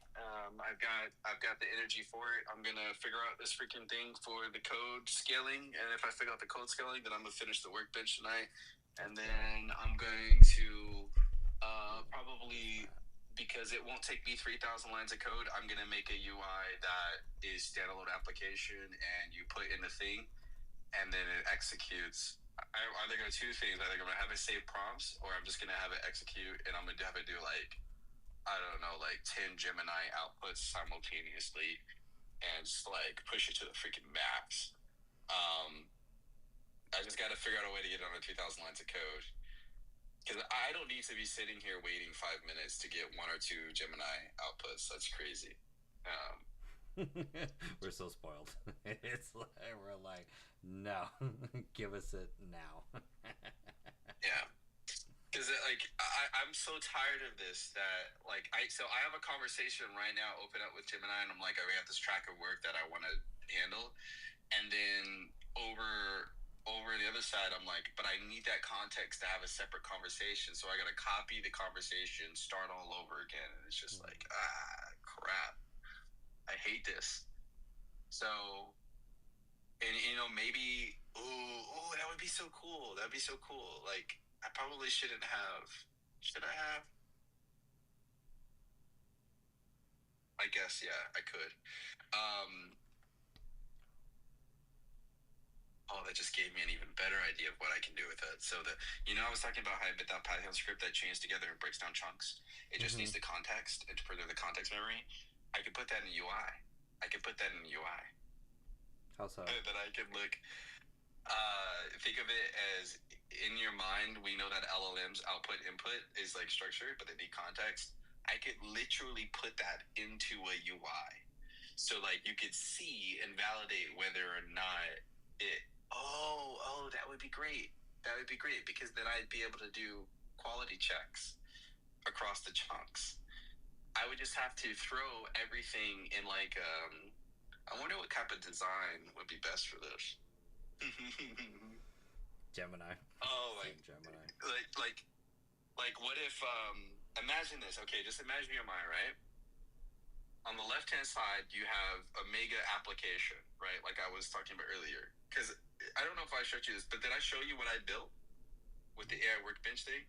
No, I saw you working all day on it, but I didn't see the final thing. Okay, let me show here. I'll just show it real quick. Okay. I don't have it open. Hold on. Let me open it. So, shoot. It's in my code, man. Right here. No, that's not how you get into it. Your work. Okay, there it is. Staging right here. So this is all HTML, CSS, and JavaScript again. So let me make this a little bit smaller so it's easier to see. And then we'll do it like this. Hopefully you can see it like that. Hopefully. And then, okay. So this is basically what it does, right? So it has all of your projects here. And then you can like look at a table view, look at it in card view. And then let's say that you create a new project, you come in here and you call your project whatever, right? It's your AI project. This can literally be anything, right? That you're thinking about coming up with an idea with. And then in here, you can drag and drop all your files. Let's say you have code, you have images, you have text, you have whatever else. You drag and drop it like that. Bada boom, bada bang. Loads it all up, and then it tells you like, okay, it's a PNG file, it's that file, whatever else. And then you can toggle on the AI model to give it even more context and make sure that it can scan all of your images and all your assets and all your code base and everything when creating your project, and then you create the project. And then right there, and then your project's created, and then you get like, let's say a hub. And in this hub, you have everything that is overview about the project. Like all the things that you need to know when you're talking about your AI project be right there, front view, structured. Think of it as like almost a mix between a Wikipedia page and like a landing page where you're able to get all the details, right? And then maybe in these other pages, you have like a structure for how you intake tasks. And it will automatically create all of your tasks to get your project done so that you know kind of like where you're at with completing it. And the most important thing here is when I say the tasks, let me go show you an example of how I do tasks, right? So in here, when I do tasks, I have task IDs, task names, descriptions, which department is assigned to the task, what's the nature, is it code or is it you're doing UI implementation? How many hours? What's the dependencies on all of the tasks, right? This really helps a team build a project faster because what this thing is paired with is then all of the steps to do every single task that's regarding your project. And with every single step is an explanation of why you need to do that task, like what the explanation is in normal layman's terms, and then why it's justified why you need to do it, right? So then it does this for all the tasks as well. And then it goes into here and then it maps out all the code base. So let's say that your project has a massive code base. Here's all the functions in your AWS. Here's what they do. Here's what services they use in AWS. And here is how they're related to a particular track of work, right? So with all of this, you can get an entire code base mapped out so that you know quickly, because you know how long it takes for developers to get up to speed with a code base they're unfamiliar with. It could take months, maybe even a year. So it breaks down all the core functionalities in the code base so you know what's doing what where before you even look at a line of code. And then you have all the technologies, right? Let's say for P001, this task, it requires schema and documentation, right? But let's go all the way down here. P3, which is phase 3 01 task. Doing this, it has you utilizing React, an AWS Gateway, AWS Lambda, SQS. So you got to bring in all of these things to get this task done. So that way you can make sure tasks are assigned to people with their particular skill sets. And then it also has glossary where you're able to see all the technical terms and what it's pertaining to when people are talking about stuff. Because a lot of times when people are talking about this stuff, they don't actually understand what they're talking about, and they don't even know like what acronyms you're using. So with all of this, right, it becomes, I just built this in a day, and this is all CSS, JavaScript, and HTML. And I basically went to my team and I was like, listen, here's how we're going to handle all of the backend AWS infrastructure. And then from this, thing, you'll be able to upload this to Gemini, ask any questions. You'll be able to read through this and we'll break it down, and then we'll build animations of it so it's visually. And then within like just 3 days, the team was able to start building site automation for Sky. So that whole backend thing I was talking about earlier about like building a site and deploying it out there, it wouldn't even be possible if I hadn't built this thing. They would be like, I don't know where to start. I don't know where to end. I don't know where everything's at, right? Right. So the reason why I say that is because imagine if you had that generated every time you had an AI project idea, right? And you were like, hey, I've got this AI project called Automating LinkedIn Responses, okay? And automating LinkedIn responses was just an AI idea that you had, and you just came up with it randomly. You could, in theory, like get your dashboard overview, but right here would be all of your tasks to do your thing with the steps and the explanations, just like I was showing. And so in here, if you have all of it, if you come up with an idea and you say like, I want to do this idea, and then the AI is like, here's all the steps, here's all the tasks, here's all the explanations to do the idea. And not only that, it's structured that way, but what I didn't show right here is if you look like at this, watch what happens when I click this check mark right here. This whole thing fades out like this. And I added this because let's say that you complete a bunch of tasks, you complete the first 3. Well, then the steps also get commented out, right? So now that when you say a task is done, all of the steps get marked done and all of the explanations get marked done. So you can keep it consistent, right? Now, all of this would be baked into here so that when you come up with an AI idea, just by having the idea, all of the things you need to do to save costs, to keep it minimalistic, to hit its goals, all get rendered in one go. And you have like a task structure that you can then walk away with and saying, okay, this is what I need to build this thing, And then from there, let's say that you needed, and this is where I was saying, this is why I need to be able to chunk out large amounts of code, because this is already at 3,000 lines of code, the max for that 30 to 40 token limit with Gemini. Let's say that I expand it and I'm like, okay, here's how I store all of our like AI agents. Okay, so here's all of our AI agents that we put in here. This is like the people, the names, their environments, their backgrounds. What's crazy is a lot of people don't realize that they need this, because they don't even know that they don't know project management. Yeah. They've never like held a title. They've worked in the career space of project management. So they wouldn't know what it takes to get a project idea off the ground without that type of thing. But there's also more. So like if I go in here, so this is a thing that I did on first try, first prompt. And I didn't even like try it again. You'll see it says version 1.1 because I never completed it. I just did it on first prompt. I went to Gemini and I was like, hey, I need a storyboard for my AI agent. Okay. And so in here, I need to be easily copyable. So like, here's my AI agent description, right?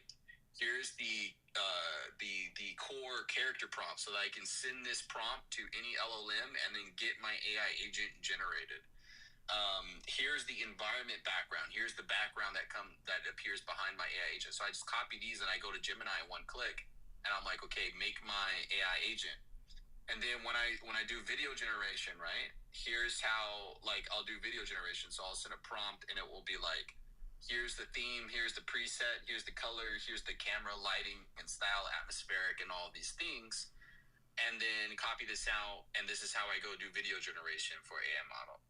And then let's say I wanted to do like TikTok storyboarding, right? So I had Gemini, I was like, come up with a structure where I can break down a TikTok clip storyboard for an AI agent and then break it down by the scene, so that I can take the prompts and go to the LLMs and then have the LLMs do scenes, because most video generation models only do like 5 to 15 seconds. Mm-hmm. So I had it break down 5 to 15-second scenes for a particular type of aesthetic, that I want for the AI agent. Mm-hmm. And then same thing for YouTube, same thing for LinkedIn, same thing for other platforms that allow me to expand. And so all of this is an example. This is just one example, right, of the type of stuff that you may need in an AI project that you don't even know that would help you build your AI project and keep your brand material consistent. Mm-hmm. So I was like, okay, let me make a thing and call it the AI workbench, a place where people could just like rapidly build and do their stuff. And so like maybe in here you store all your AI agents, maybe in here you store your documentation, you store all your prompt libraries, and you store all your assets.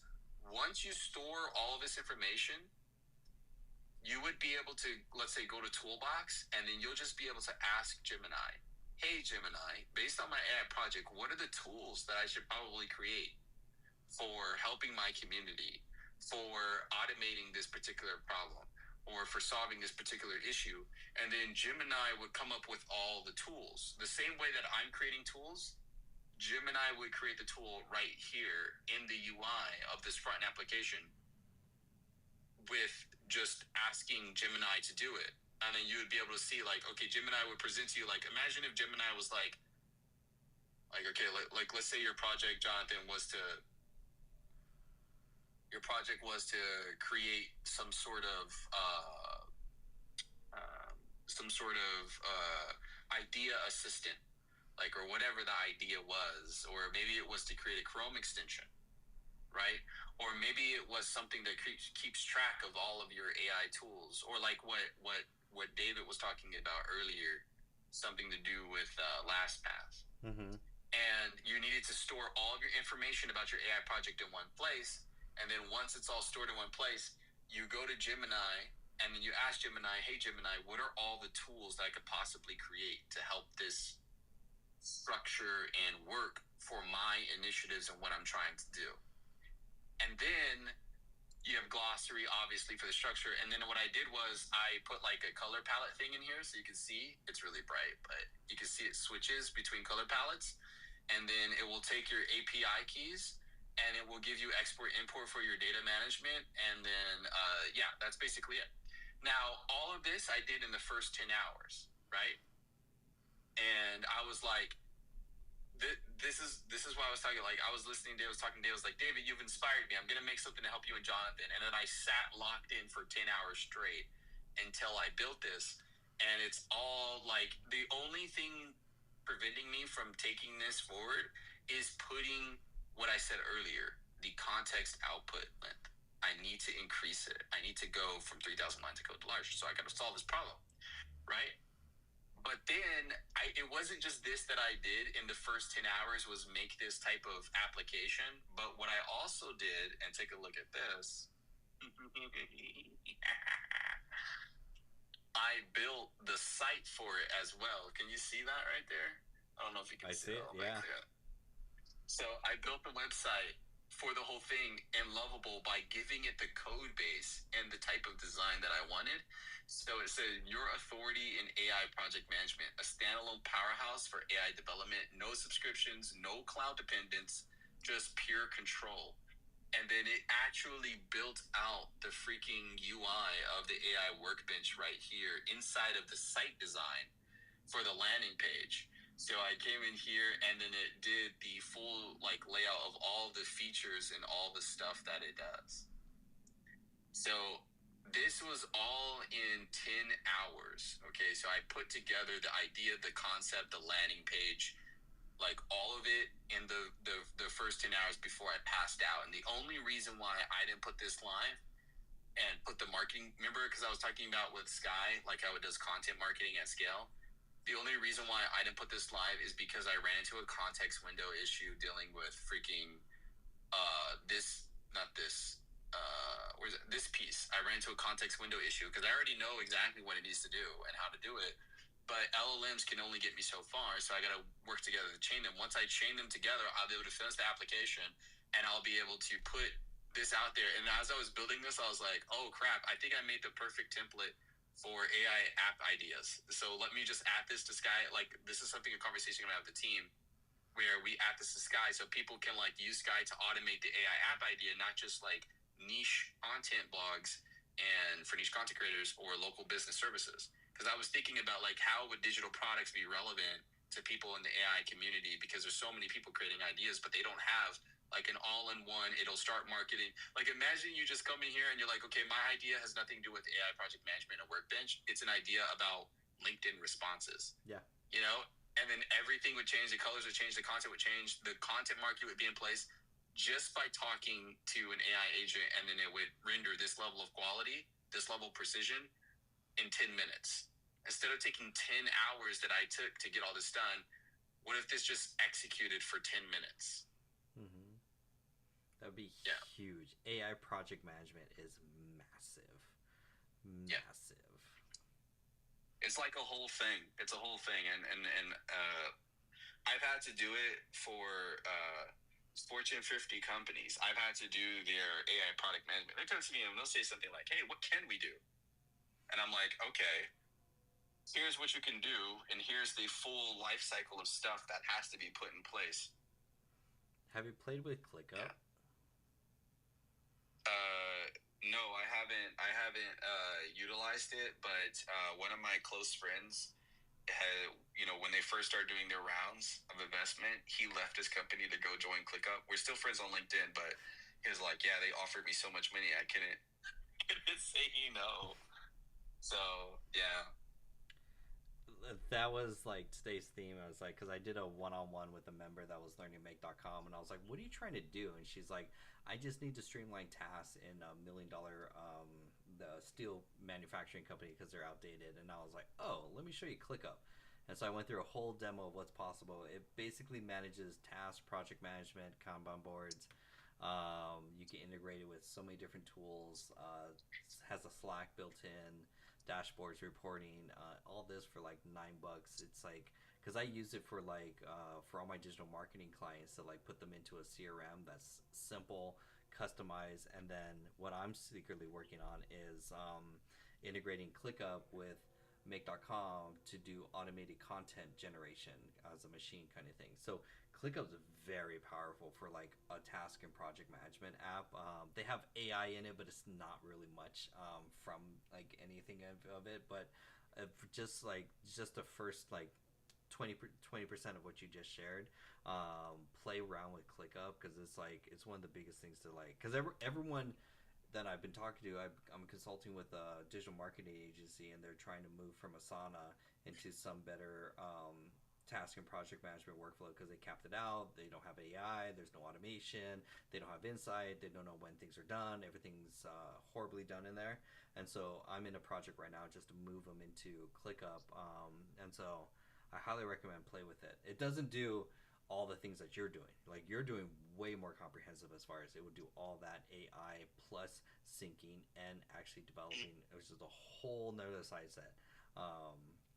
But 1,000%, like, there is so much need. I'm watching the comments blow up. There's so much need for AI project management across the board for organizations because they're doing things manually. They don't have no streamlined setup. There's no logging. They don't know who's on first. They don't know when things are due. They don't know when tasks are to be reassigned from Sally to John. And so this is a huge, huge problem for all size organizations. Yeah, and it's really crazy because as I was building it, I kept going back and forth with it, like how big of the scope. Because sometimes I have a problem where I try to build something to include everything I could think to build until I can't think anymore, and it kind of like leads me to a point where I'm just building to build. And while I was going, I was just like, do I implement MCPs into the concept of it? Because if I implement MCPs, then this would become even more crazy, because then I'd be able to like give them a repository of, all the different platforms. But then, simultaneously as I was working on this, I got messages from both my organizations, and they were like, hey,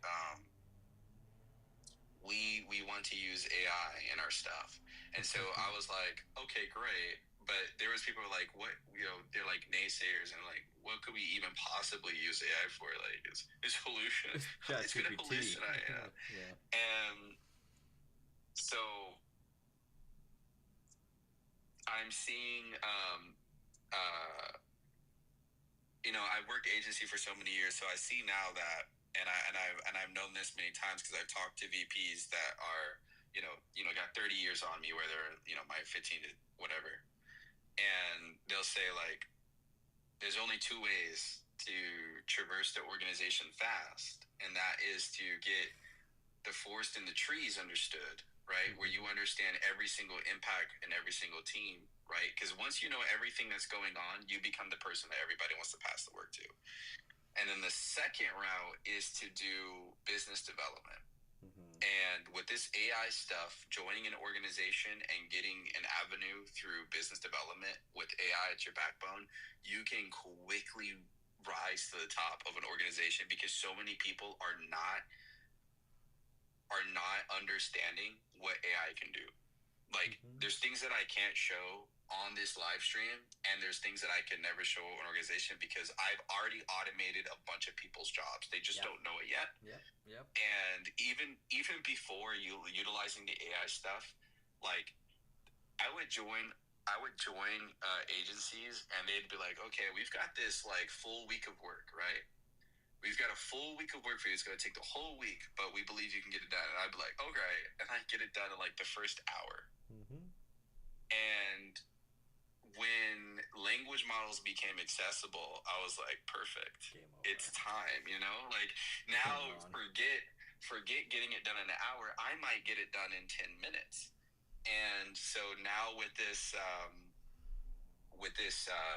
stuff going on, people are, and who's using AI at the organization, because they'll randomly pop up and they'll be like, I built this new thing that's really going to help us do this stuff. The problem is the red tape. That's the problem.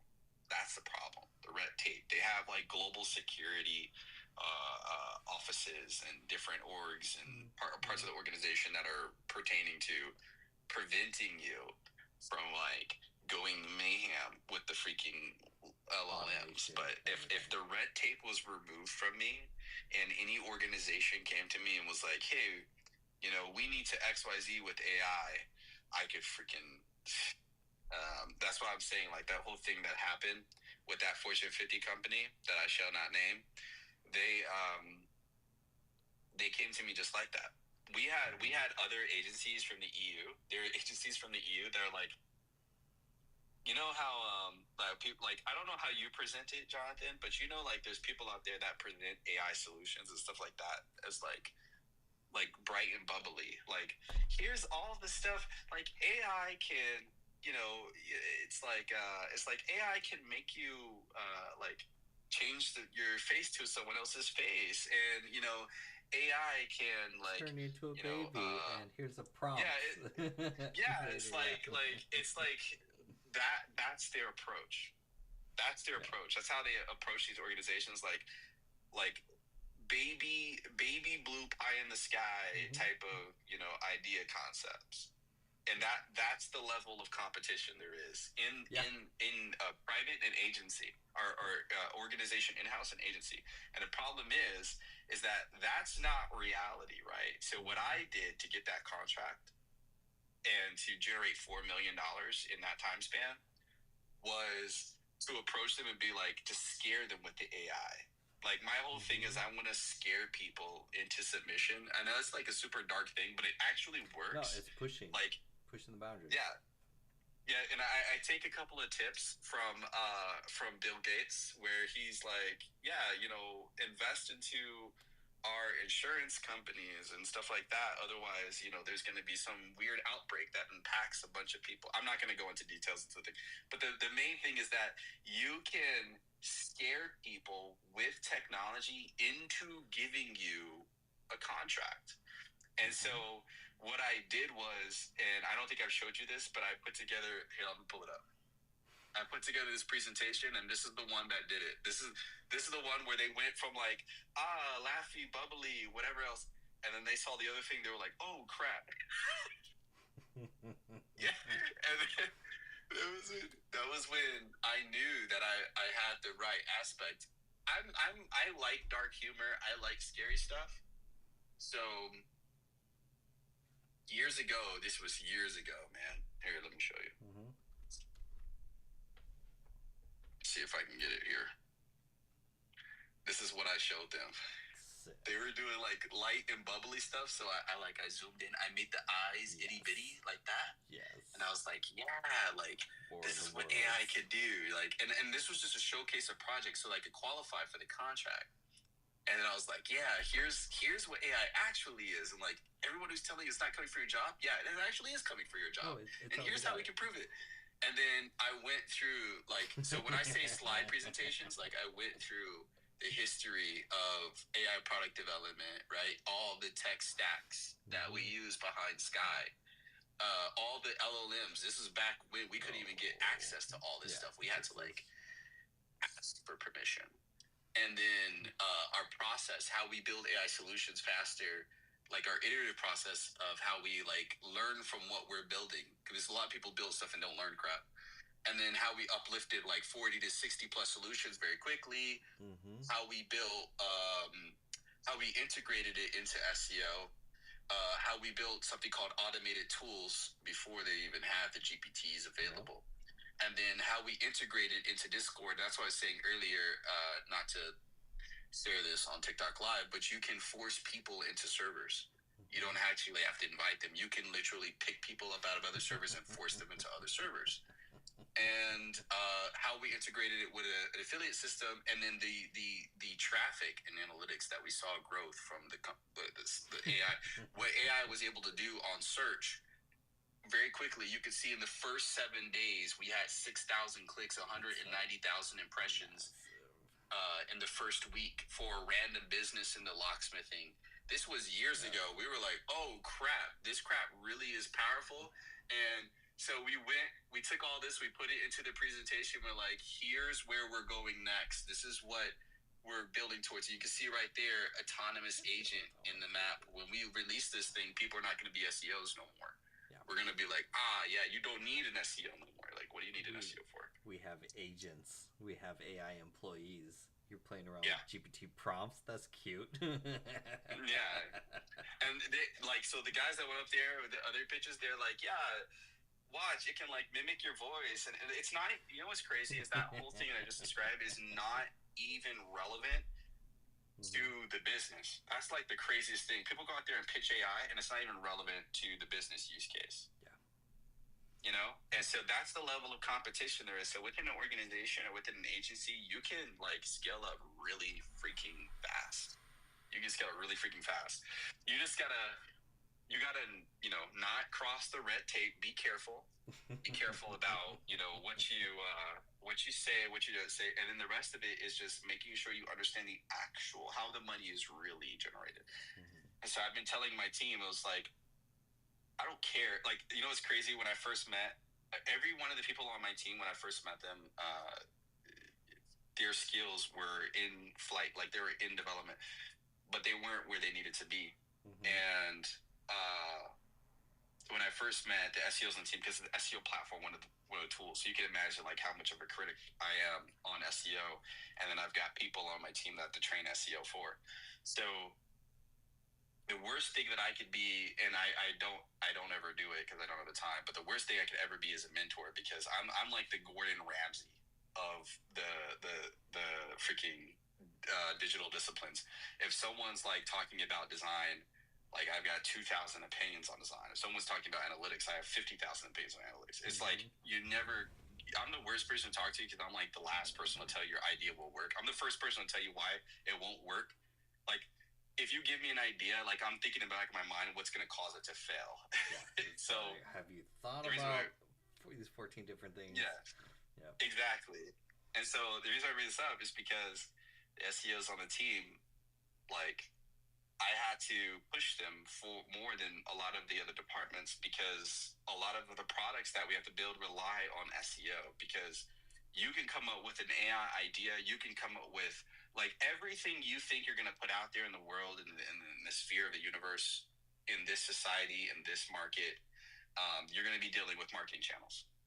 So like, okay, you know how to develop a site, great, you're going to deal with marketing channels. You just don't know it yet. You know how to do project management, great, you just don't know it yet, but you're about to deal with marketing channels.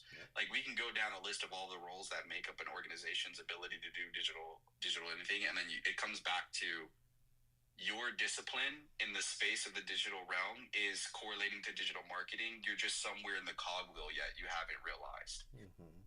The reason why I say that is because for the SEOs on my team, I had to push them to the absolute max, and I have to constantly raise the bar. So recently I raised the bar and I told them, hey, guess what? You're not, I don't care if you know how to do SEO. I'm like the most disrespectful individual when it comes to like ripping the Band-Aid off. Like I will go straight to you and I'll be like, hey, so that thing that we were talking about, guess what? Like drop the whole thing. We got to go in a different direction. So like they've been through so much with me. They laugh about it. They've made whole videos about like how, like with office memes about how crazy I am about work. And so I'm sitting there and I'm talking to my SEOs and they're like, hey, so what are we going to work on this quarter? And I'm like, yeah, so you're not SEOs anymore. And they're like, what are you talking about? And I'm like, no, your job now is to make money. And like, what do you mean make money? I was like, your job now is to show me the fastest route to ROI. I don't want to hear that you did on-page SEO. In fact, don't do on-page SEO anymore. I don't want to hear that you did some key research. I don't care about that anymore. In fact, if I don't hear that you're using Gemini on a daily basis, if I don't hear that you're leveraging the discipline you already know to make money, I don't even talk to me about that. So in our stand-up calls, the only time that before in the past, I would tell the team members like, okay, you update whatever. I don't even say that anymore. Like the only time that I'll like hear something going on is like, okay, in this meeting, we're going to talk about money. We're going to talk about money and we're going to talk about money. And then if there's anything preventing us from getting the money and maintaining the money, we can bring it up. But otherwise, we're going to get off this call and get back to work. And so I tell you, like, you're not SEOs anymore. Like, you're going to show me the fastest route to get ROI out of the search channel. That's your job now. Like, and then I would send them content creators that are using AI to try to get as much money out of search. Right. And then we're like, okay, now we understand how we work together. Because just imagine, Jonathan, if you go to your community and you say like, are you an AI product developer or are you someone who's trying to make money? Like, and you boil it down. They wouldn't even care less if it was a Cracker Jack box. Like if they went to Gemini and said, make a Cracker Jack box, I need to sell it for 10 cents. And that's how they paid all their bills. They'd be Cracker Jack box developed. Like, what is the purpose anymore if you just need ROI, like you're after revenue, right? And so that's what I was trying to articulate to my SEOs, and they finally starting to get it because I told them, I was like, if you understand how to use these AI models, your ideas become reality really fast and you don't have to wait so much time. But just as your ideas become reality, your potential to earn becomes tangible to like executable ideas at a faster rate. And if it takes you, and that's why I told them, like, if it takes you longer than a day, what are you doing? You know? And so I've changed, and I'm doing this for the entire team. I'm changing their perspective to focus on ROI coming out of marketing channels. It's almost at a point, I haven't pulled the trigger on it yet, but it's almost at a point where I'm thinking, like, I wake up one day and I tell the entire team, listen, we're not going to work on anything else anymore. What we're going to do is every 24 hours, I want to see you guys build something with AI, and I want to see what you output. And then your whole requirement with this team is a 24-hour timeline to execute something, to get it, not just to put the idea out there, but to get it to market. Yeah. And if you don't execute it in under 24 hours, then we're not going to pursue it. And your whole job function is based on this now, but you take your individual disciplines. So the SEO, you come up with an SEO idea in 24 hours that you can bring to market, right? So that means, you need to know how to build the landing page in Lovable. You need to be able to build the product in Gemini. You need to be able to connect the things that we normally connect. But what's stopping you from doing that? Yeah, you know? In a time, like in a 24-hour period where it's like there's no excuse. You should be practicing with these tools. You should be able to execute on this higher level. There's no excuses of like this would take teams and hours and weeks, and it's like, no, we have the technology, practice or get left behind. I'm such a like, you know that meme when Gordon Ramsay's like, it's raw, you know, and he's like, like that's exactly the reaction I have. If anybody was ever to join a team meeting and tell me like, hey, I'll have something done, it'll be done in like 4 days. I'm like, what? With what? Pen and paper? Like, we don't have 4 days. Like, what are you talking about? Like, here, let me show you how to do it in 1 hour. Don't play games with me. Yeah, we know the tools. It's like we're far beyond. It's like, but that's the potential now. That's the whole thing. Is like every entrepreneur, every professional is going to be leveraging 5 to 10 different AI tools to get more done in a day than most would take in 2 weeks, and that's the game. Mm-hmm. He who could output, like, again, now the tools are so easy. Now it's like you should be streamlined, playing with the right tools, experienced in them, so that you can execute faster to a product, faster to ROI, faster to launch. It doesn't take that long now to launch an idea. Yeah, exactly. And you know, I try to push people. I'm a firm believer in people's potential. I've seen, because I have trained and mentored like 40 to 60 plus people in my lifetime. I have gone to, like, for instance, I took my younger brother with no skills in tech. He didn't have a single skill in tech, Jonathan. He couldn't build a thing. He didn't even know what digital strategy was. Okay. And in 6 months, no AI, just tutoring, right? With a whiteboard in the room. And this is the process I told him. I said, listen, I'm going to get you to so much income and I'm going to do it in under 6 months. Okay. I'm going to do it in under 6 months. And here's how we're going to do it. Number one, you have to complete a course every single day for the next like 90 days, right? You have to get at least 15 plus certifications, okay? And I don't care what certifications you get as long as they're relevant to this particular career field. So I said, come back with a certification every couple of days and give me a course completed a day. I will pay for the courses. This is what I told him. I said, I'll pay for all your food. I'll pay your bills. I'll pay everything. But this is what you're going to give me in return. You're going to give me a course completed every single day. And you're going to give me certifications every other day. So every day a course, every other day a certification. And then I gave him some example certifications that I wanted him to get. But then I said, you go find the other certifications and you make sure you get them on your LinkedIn. And then after that, I was like, okay, the other thing that you're going to do is when you get to your course today, this is a real life story. Like, God is my witness. This happened. Okay. This was like 4 years ago, so some time ago, right? This is old. And some time ago, yeah. And so the reason why it happened is because my younger brother came to me and he was like, I need to break into the industry. You know how that conversation goes when someone's like, I need to break in. And I was like, okay, it's not a problem. But you're going to sacrifice more than you've ever sacrificed, and we're about to push you to your limits. And my little brother is like 6 foot something, he could have been a linebacker. Okay, he makes me look like a dwarf. And so I'm coming to him and I'm like, listen, this is how it's gonna go. I want a course completed every day. I'll pay for the courses. I'll pay for your food. I was buying DoorDash for him every day. So like I was like, you don't even have to leave the room. And in fact, don't leave the room and stop sleeping. Time. This is the first thing, right? Because we need to consume your time, right? So I'm buying him DoorDash every day. I'm paying all the bills, and I said, listen, give me a course a day, okay?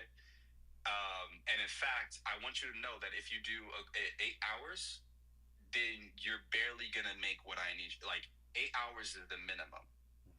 8 hours is you're competing with the rest of the workforce in the U.S.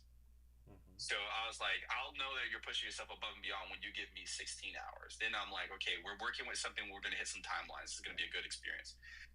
Of course, he didn't do that. He barely struggled to do 8 hours. And so what happened is that I'm telling him, I'm like, okay, I had a big whiteboard. Actually, I have a whiteboard, I think somewhere in the closet right there. But I have a massive whiteboard, and I'm like, okay, here's how it goes.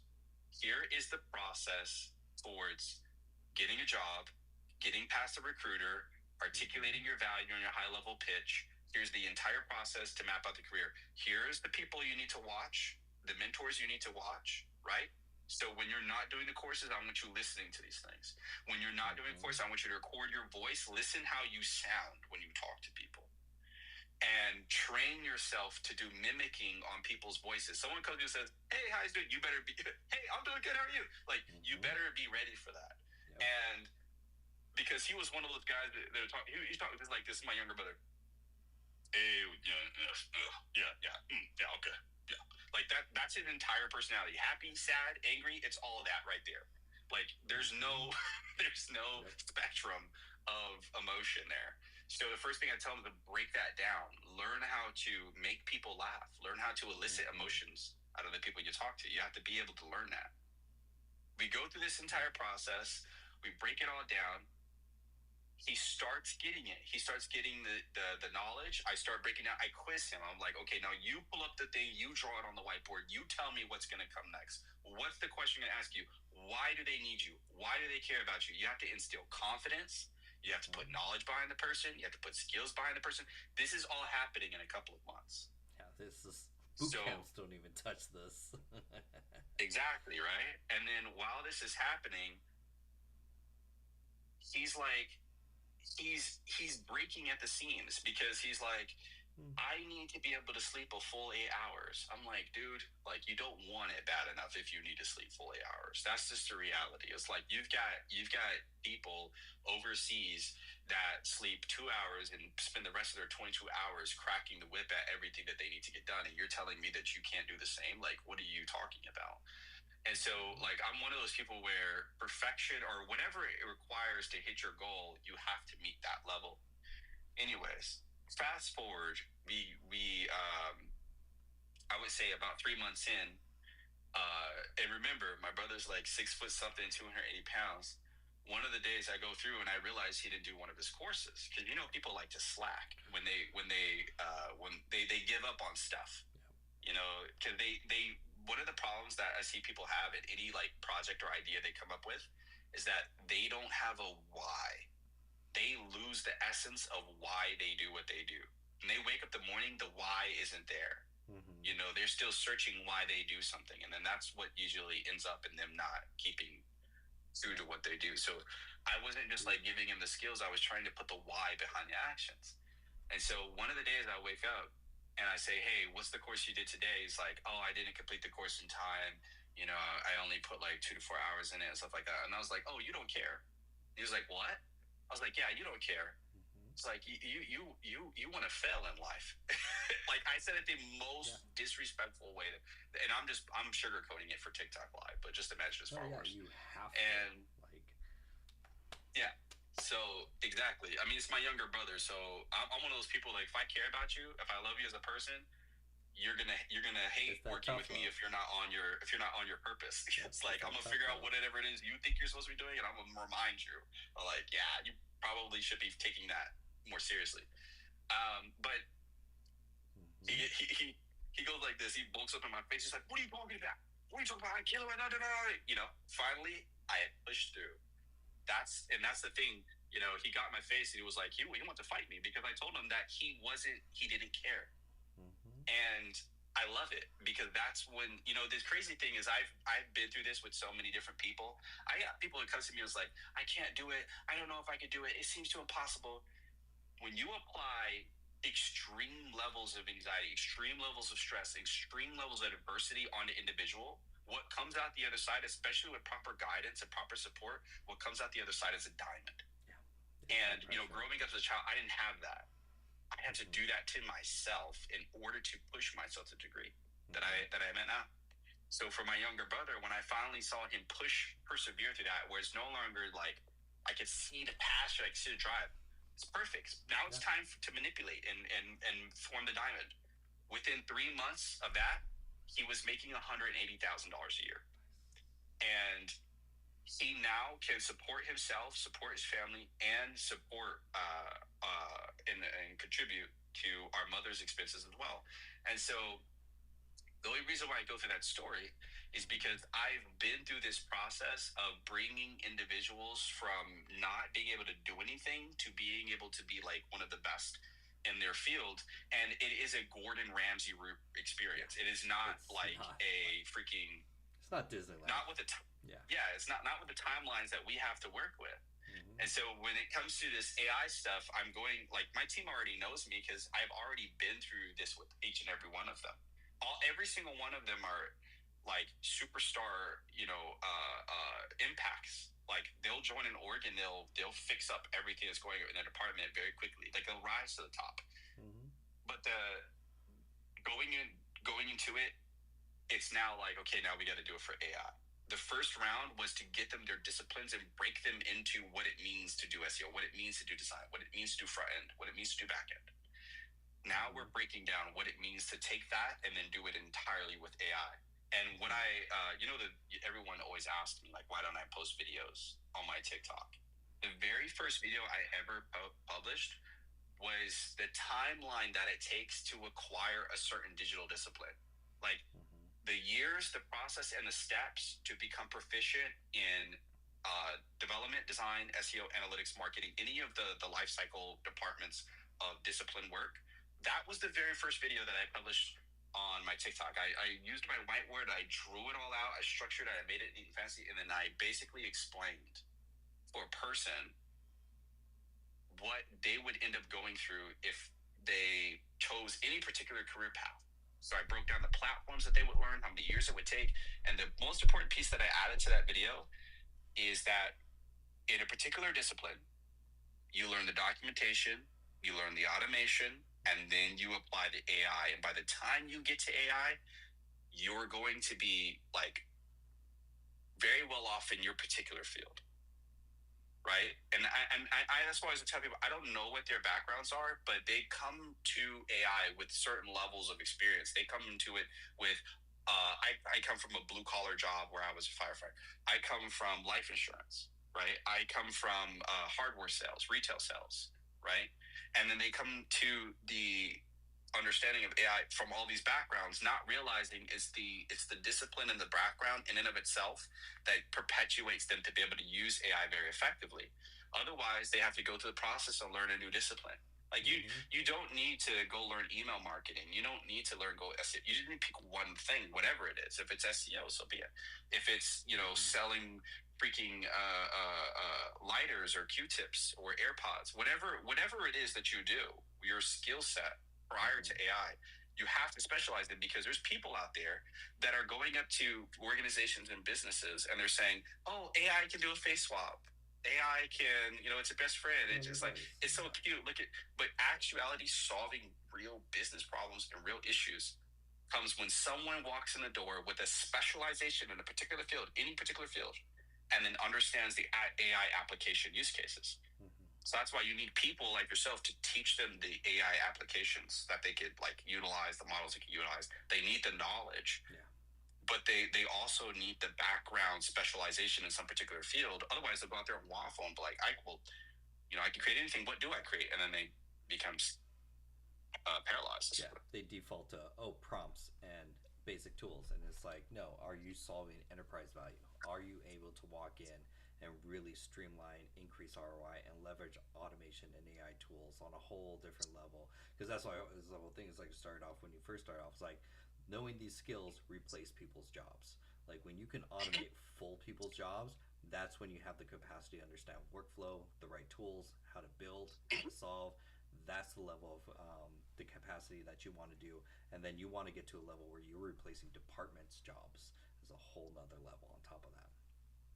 Yeah, so what's funny about that? The company, one of the orgs that I work at, they fired people, some of the smartest, most diligent, effective workers.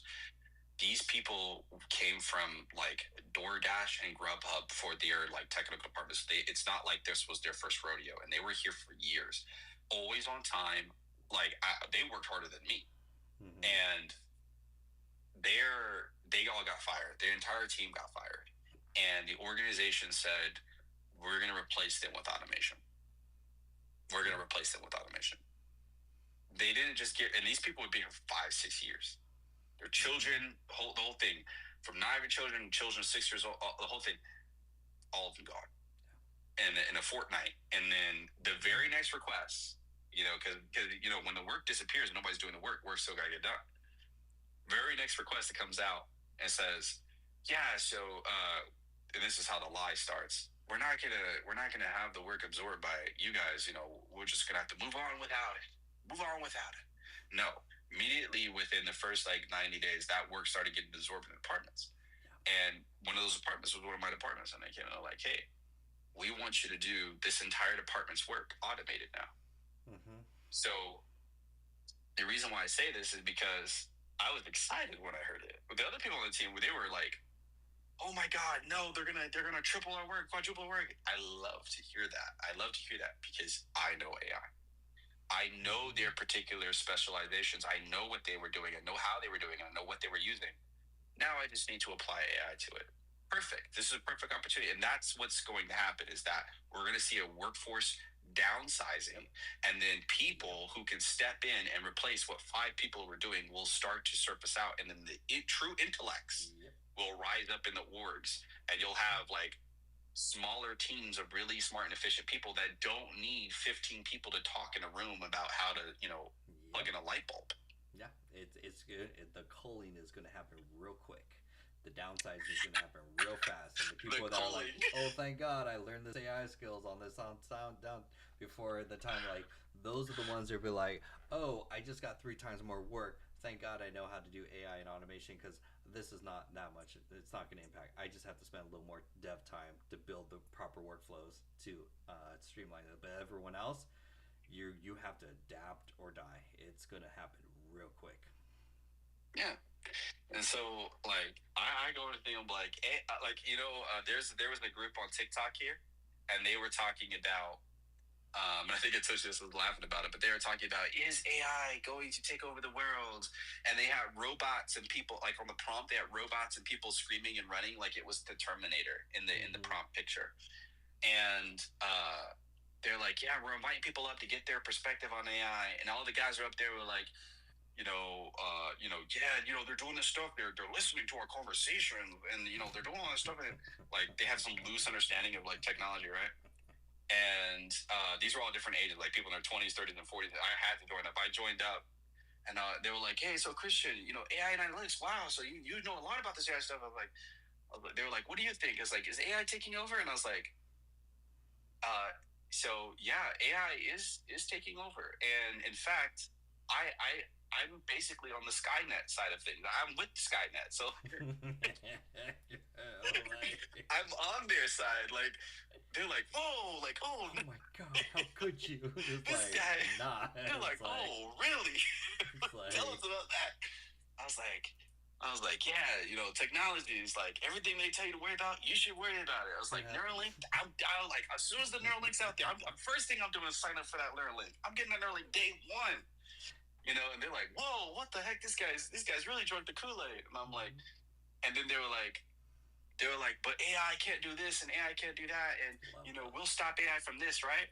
And then I said, I hear all these things, you guys talking about AI, but let me ask you a question. What are you guys really, really gonna be able to do to stop it? You're gonna be forced to accept it. And they're like, what that means is that we're gonna have to put the Neuralink in you. And they're like, "What?" Mm-hmm. they're like, "What's your game plan? What are you really after? Why do you want to put the Neuralink in us?" And I said, "Well, obviously, because we want you guys to be our slaves." They're like, "Oh my God, he said it."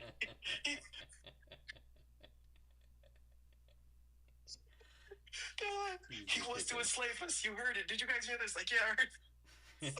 Yeah, Skynets are "Yo, I want to learn Kung Fu."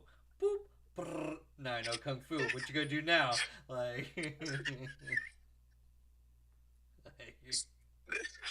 was a religious guy up there, and he was like, "That dude Christian, that dude works for Skynet. His name should be Skynet Chris. I can hear the Skynet demons Chris. Coming out of his voice right now." Yes.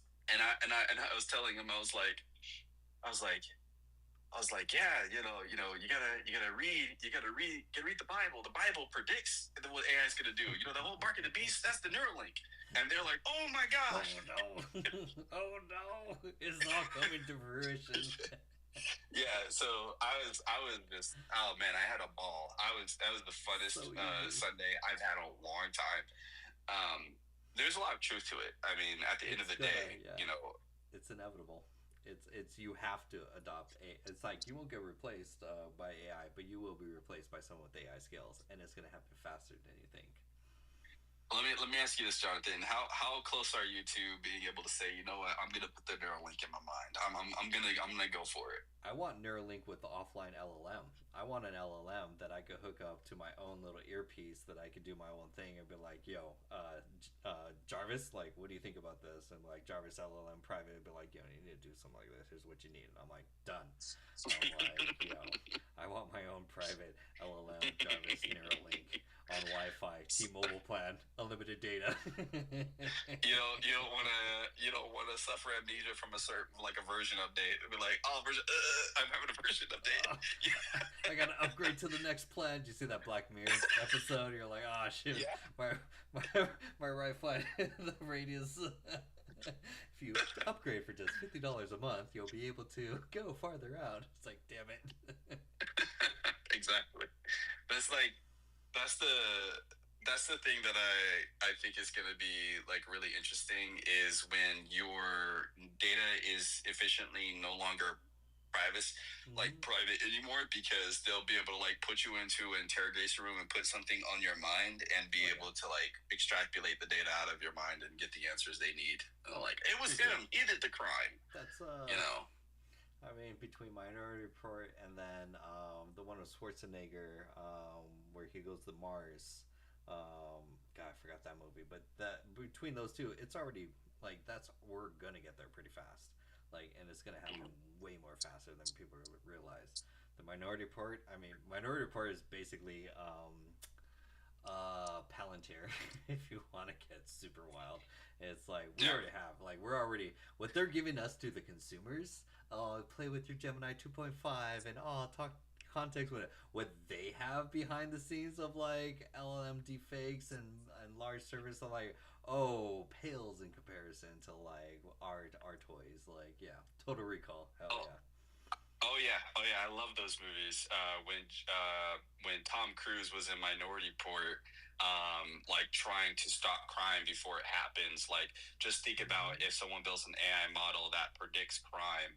Like, you can imagine the type of politics that are going to come into that, because they'll be like, "You're predicting crime where, in which neighborhoods, and who did what, and how accurate is this thing?" And it's like, people are going to get to a point where they ask themselves, are they going to trust the AI more than human society to govern itself? No. Have you seen Raised by Wolves, the TV show? No, that sounds...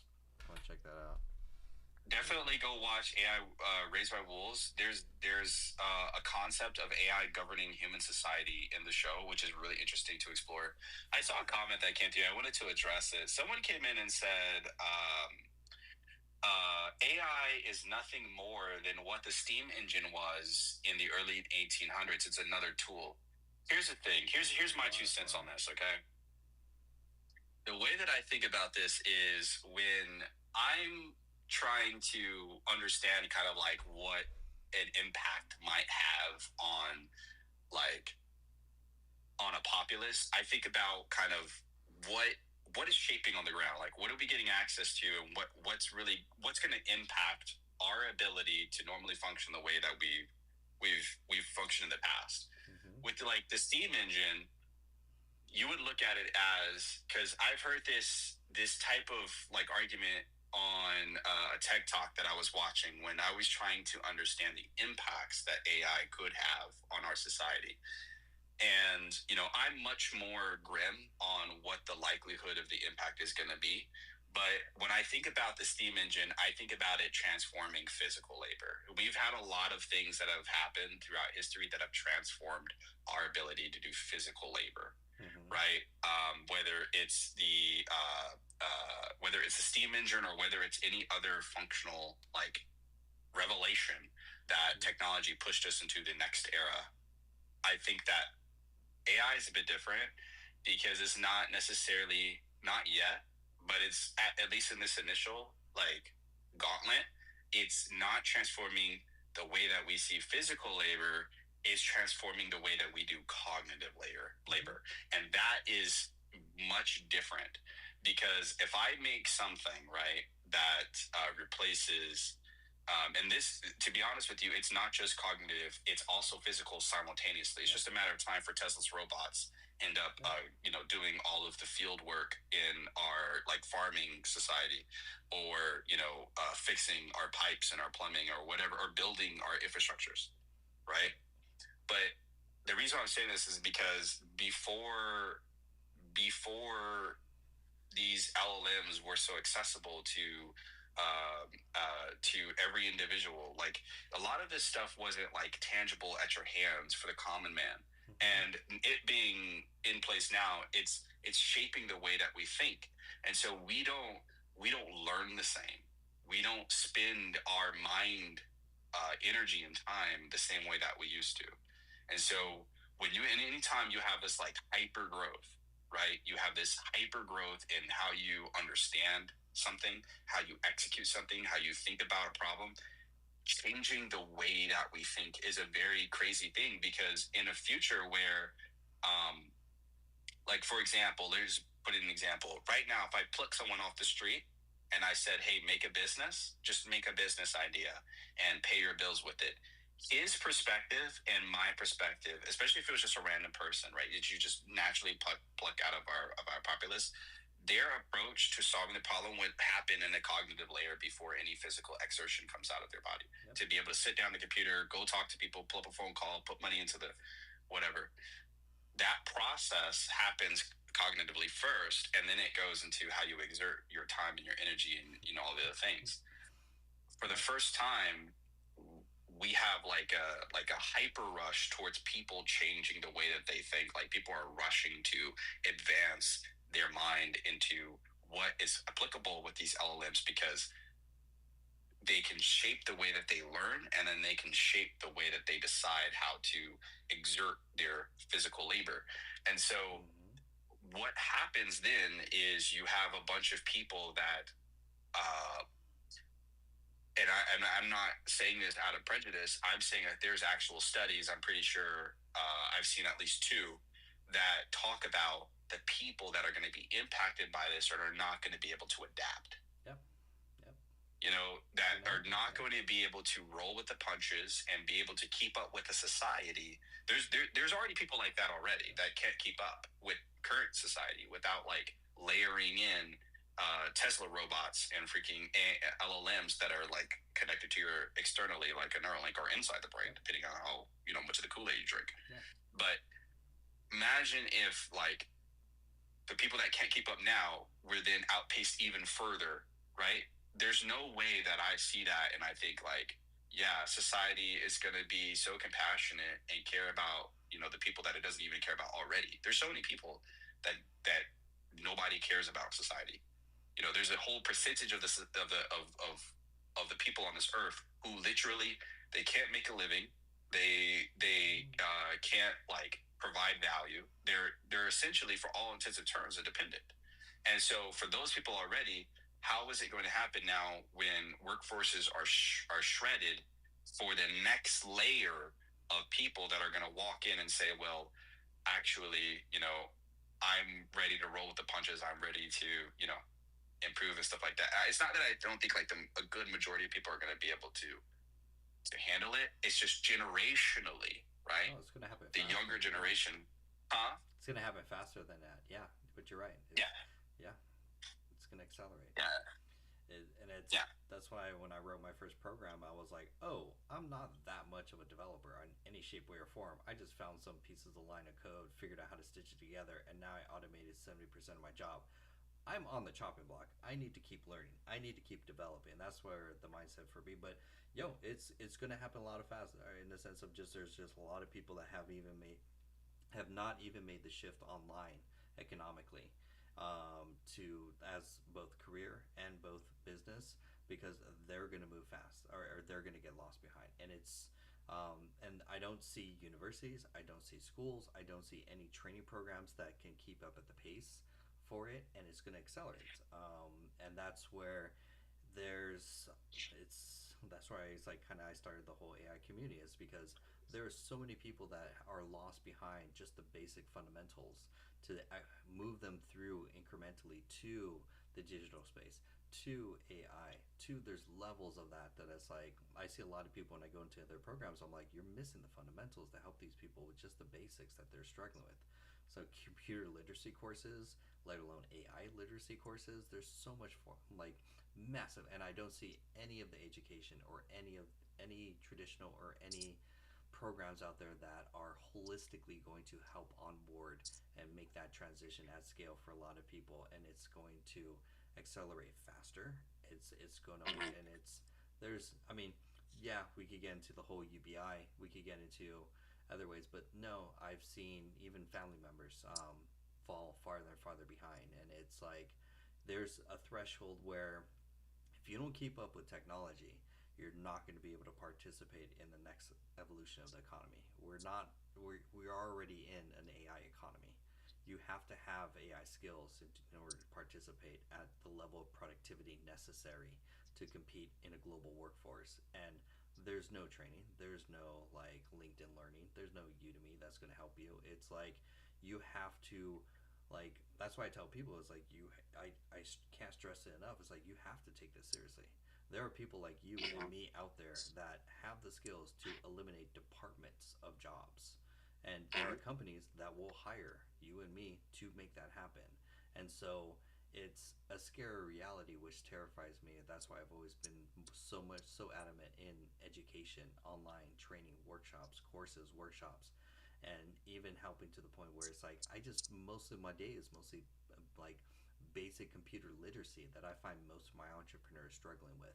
And I'm like, I need to upskill you there because I find that more important before we touch AI and all the other stuff. I need to get you onboarded into the digital space so that you can keep up in the digital economy. So that was one of my members today that reached out. I was like, hey, how do I create content and how do I create digital products? It's like that's the evolution. It's like, okay, I need to work with at where they are and help them move into the digital space to transition as much as it's like a sinking Titanic. It's like I have to try and move as many people systematically over as, but the to me it's always there's like if you just look around, what are the plan Bs? Like what are the options that they're not gonna get training from their employer. They're not gonna go to a university to learn. YouTube is barely enough to keep up for a lot of people, and so it's like that's where I still find. That's why when I first went into the AI space, I was like, do I go into services or do I go into training and education? I was like, the biggest gap across all skill sets is training and education. We have to upskill a massive workforce at scale in order for them to just keep up, to just provide for their family, provide for themselves. Because if not, it's going to happen faster and faster. Honestly, I agree. I think that growing up, you could probably tell to some degree, basically the way that I talk, that growing up, I didn't have any formal education. At the age of 12 was the last year of formal education that I actually had in the United States. So that was basically middle school. That was like 7th, 8th grade. After that, I didn't actually receive any education. I had to kind of like back then, you had to go to libraries. You had to get books out of libraries. You had to YouTube search everything. You had to listen to podcasts, maybe find people that were already working in the field. Problem is, you try to find people working in the field, it's like people try to lead you astray. Like the first thing you typically find is like people that are trying to like take something from you rather than actually help you. And so going through like all of the phases of trying to learn, and you're not trying to be a Jeff Bezos. Not everybody starts out like trying to be Elon Musk in the U.S. What happens is that this rat race country turns you into a Elon Musk because of the ideals that the people that maintain our ability to survive carry. And I think the problem is that for a lot of people, it's not going to be that they're going to even have the opportunity to push themselves, even when they have the drive, even when they have the ability within themselves to do it, they're not going to do it. And it's not going to be because they wouldn't have, it's because they have no other way. I was reading this story. I was very sad to see this guy stole a car to get to a job interview. He stole a car to get to a job interview. Just think about that. Like, our society is getting to a point where people have to resort to crazy means just to be able to feel like they qualify for that opportunity. And that's very reminiscent of what I had to grow up in. A lot of people in my family, to get into their interviews in the tech space, they had to literally lie to get into the job. Otherwise, they would not have been employed. And thankfully, I've never had to lie. But and I don't advise anyone to ever do that. But at the same time, like, that's what people are feeling like the pressure is without AI coming in. When this AI stuff started to happen, my brothers messaged me, because when I was a kid, I was like, hey, this stuff's going to be automated one day. Because even before the AI models become like super prevalent, back in like 2016, I was telling my brothers who are full stack developers, full stack engineers, I was telling them, like, yeah, like, even with just the stuff we have right now, we can automate our jobs. Like, we don't actually, like, we can't expect that it's going to stay like this.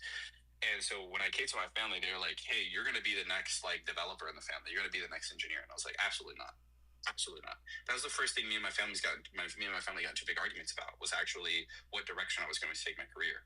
Because I'd spent a good, 5 to 10 years, like, learning the ropes of front and back end SEO, design, branding, and all these different aspects of digital agency services. And they were like, we want you to focus on full stack. And I was like, no. There's too many bad ideas in that, like, and someone in the family has to go a different direction. And I was like, I'm going to go into marketing and analytics, and I'm going to focus on how we're getting, paid from the efforts of, because, right now in the United States, if you and me go and apply for a job, typically in the US, we're going to get paid by the hour.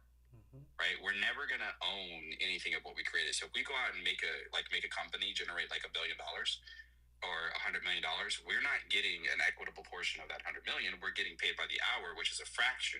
We don't own, like, I don't know how to say it, like, we don't own what we're officially building. So I told my family, no, I was like, I'm going into marketing, I'm going into analytics. They were like, you're crazy. Like it's such an uphill battle. Like, how do you get a career in marketing, in a marketing role? And I self-taught everything that I needed, bypassed all my technical interviews and did it and got it done. But the problem is that a lot of people are not going to feel like they even have those choices, because if companies are no longer hiring as much, simultaneously you have the skill gap in the education system falling behind. I think it's going to get to a point where people are like, not the younger generation. I think the younger generation is going to be able to adapt, but the older generations, I don't know. It seems like a whole host of dependency that's going to crop up. Oh yeah, it's already with family members that basically that they have to, like, it's this dependency. I've already had family members that's like, they depend on us, like we are the only option for them. I've already lost some family members because they couldn't keep up with the economy and life and everything, and it's like, it's going to accelerate, and they depend, because it's like, that's where it's like the biggest motivation for me is like, that's why I'm so adamant about the business and everything. It's like, I need to eventually take care of my family, because there is no plan B for them. And so that's why I'm like so adamant about growing the business. Like, that's where the income is going. The income is going for care for them, and I need to plan that far ahead, because it's going to happen faster, because there's no option for them. They're not going to keep up with AI in any shape, way, or form. They're barely got a smartphone, let alone all the other things. So it's like, it's up to me to generate enough revenue so that I could take care of the family as everyone starts towards end of life kind of thing. So it's like, I don't see a way out for that, but I just see it more as, okay, let me leverage AI, let me leverage business, let me leverage digital marketing, let me leverage the online economy to scale what I can income-wise versus a 9-to-5 job, because I need to scale that income as much as possible so that I can provide that care for my family, that umbrella for them just to survive, because there's no option, there's no plan B, there's no way for them.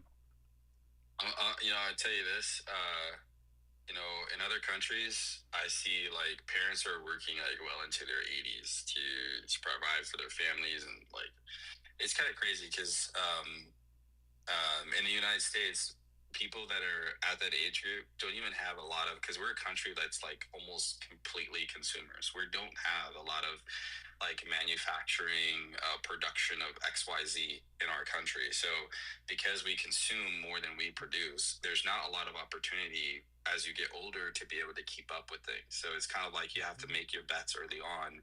And I mean, you really, maybe you only have two options: either you have a large family and just continue to populate the earth, or you know, you probably maybe escape the United States and go somewhere else. And that's kind of like the side that I'm landing on. I'm probably not going to stay in the United States. I think probably next year, within the next like 1 or 2 years, and I'm saying next year more so, I'm probably going to leave the U.S. and never come back, because leaving the country and coming back to the United States really changed the way that I see how important any of this stuff is. Like in this moment, I can feel like a weight on me to excel, produce, you know, push forward. As soon as I leave the U.S., like all that's gone. Like I could care less about any of the stuff going on. In fact, I question like every single day, is this even worth it? Because could I theoretically live out a long, you know, timeline of my days with just a minimal amount of effort, right? And so I think about that from time to time. And to be honest with you, the only reason why I'm putting all this stuff together is because I want to make like a bank heist level play here. Get out the U.S. and go, you know, relax somewhere, not like think about this. Like I'm totally fine with doing something super basic for the rest of my life. I don't really care. No, yeah, it's a U.S. that it's people don't realize that it's a very both economically and hyperinflation trap. There's no way to win the U.S. game. You have to leave, and it's because of the cost of living. It's because of the food. It's because of the way of life. Like when you travel outside the whole U.S., you realize that the game I've been playing is not the game that everyone else is playing. There's a much more easier way of actually fulfilling life versus the traditional rat race that the U.S. is just imploding. And so it's like 1,000%. It's like thinking about that is like, what's your exit plan and how fast are you going to exit? Because it's not going to be in the U.S. and you're 100% right. Because I was just looking at it, and it's like when you leave, the quality of food goes up, the quality of healthcare goes up, your workload goes down, you have more economic opportunity, and competition becomes unfair because when you take your skills outside of the U.S., it's a whole different game. So it's just it's learning to leverage being a digital nomad is like the ultimate kind of like when you can work from a laptop anywhere in the world and you can provide economic value just by logging in. That's one of the biggest milestones to get to, because then you can start moving, because that's where most of the stress is. Most of the stress is where you're geolocated. That's where a lot of and then when you move, it's a whole different game, whole different priorities. You can actually live based on your values, live a lifestyle. In the U.S., you can't do that. Yep, and that summarizes in a nutshell the types of things that I think about on a day-to-day basis. And you know, me having a son, my son was born in July 2024. You know, he's coming up to his first birthday, and the only thing I'm thinking about back on my mind is how quickly can I get him out of the country, because I don't want him to, you know, suffer from the education system we have here. I don't want him to suffer from the ethical issues that are plagued here. I don't want him to suffer any of this stuff, but I also like I have a dedicated focus that I want him to be able to like learn engineering. I want him to be able to learn how AI works and to be really ready for that, you know. And just like my mother did for me, you know, I didn't just fall into tech. My mother came to me and my brothers and were like, from a very early age, we were kids, and she's like, you're going to learn everything technology based. So the reason why, and it's not clear from this TikTok live, but in my brain, I have like 17 open tracks of work across multiple situations and organizations and stuff like that. Initiatives, names, and faces. I can tell you everyone's like angles, what they're after, and their ambitions, and what needs to be done from a technical level too, and what the timeline is. And at any point in time, I can remember all of that. And, you know, like I can remember what a client said 2 weeks ago, you know, verbatim to the word, and then tie it to a strategy that they need and get it done in 10 minutes instead of taking a whole week. And the reason why I bring that up is because my mom was like very, very invested in me and my brother's, you know, technology journey very early on. Like, you know, it was like, you're going to work in tech day one. And it wasn't a question. There was no option. In fact, I wanted to be a counselor. I actually wanted to go into film, or I wanted to go into counseling. And my family was like, nope, you're going into tech. This is the only thing for you. This is what it's going to be. And I hated it. I actually hated it. And it wasn't until I got to the other side and I was able to say, okay, it's not that bad. Actually, in fact, it's probably the best thing that could have happened. And then now I'm looking at it as, you know, I don't think I could have achieved my goals any other way, in fact. So I think about the same thing for my son. Like, what do I want for him? And the only thing I think is I want him to be more advanced with technology than I was. And so there's going to be a massive, massive shift, a massive demand. I think every parent watching this stuff come out is thinking, how can I make sure my children are in a good spot? Because I'm going to need assistance. They're going to need a cutting edge in the workforce. We can't put the cat back in the box, so to speak. Every parent right now is thinking about how do they prepare their child for an AI world. And they're looking at school programs, they're looking at the education system, we're like, oh no, there has to be something different there. And so, yeah, that's a big, big concern. It's like, how do you set up the next generation to survive, to leverage these tools for, and then, yeah, because it's like ASMR says the best. It's like, oh yeah, homeschooling is going to be more and more popular. Like, a lot of parents are not going to let their kids go through that traditional education because they will not survive. There's no economic opportunity on that side. So it's like, yes, you have to control both the education, both internally for yourself and then for your kids. Like, that is going to be one of the biggest discussions going forward, is how do you homeschool AI, even after school care programs, because that's where all parents see the writing on the wall kind of thing. It's like, yeah. There's what's it called? There's that alpha school thing that I was talking to you about, right? I think that's going to be what ends up happening with like the next generation of children, because the school systems that we have in the United States are very corrupt, and they don't provide education first, you know, mindsets. There used to be an idea of, you know, you're able to go to college, you're able to get a degree, you're able to get a good job. That's all thrown out the window now. And in fact, people are like, you know, running for their lives. And I think that there's going to be more of that alpha school approach where people are like, you know what, we can change the way that we, you know, not economically, but educationally impact the children that are growing up in the next generation to be more, you know, bespoke to their needs rather than a one size fits all. Because when I was growing up, I loved after school programs. I would stay as late as I could. Even if I had to walk 2 hours home and miss the bus, I would stay to after school programs to learn as much as I could, because I always had an interest in knowledge. And the after school programs that we had were horrible, and also the teachers never cared. Like, for every 10 teachers that I had, 9 of them didn't care at all about my education. You know, there was just checks and balances. Did you succeed or did you fail? It's F grade. That's it. And for teachers that actually wanted to teach, you know, it was kind of like an experience of, you know, looking back on it now, what AI will be able to teach children and be able to prepare them for is so much broader of a scope and more specific, especially you have children with special needs and stuff like that, who also, because I grew up with a lot of my friends were actually special needs growing up as a child.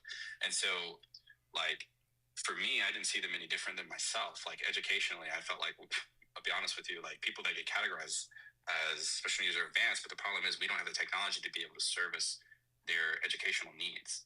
And so I feel like there was people that just slipped through the crack because human society didn't meet the qualifications of what needed to be in place to be able to help people get to where they're trying to go to. I think about like the applications of, us possibly having less bargaining power at the global scale when it comes to digital skills and careers. But I also I table that with knowing that maybe our health and medical fields will perform better. Maybe our education centers or education, strategies will improve.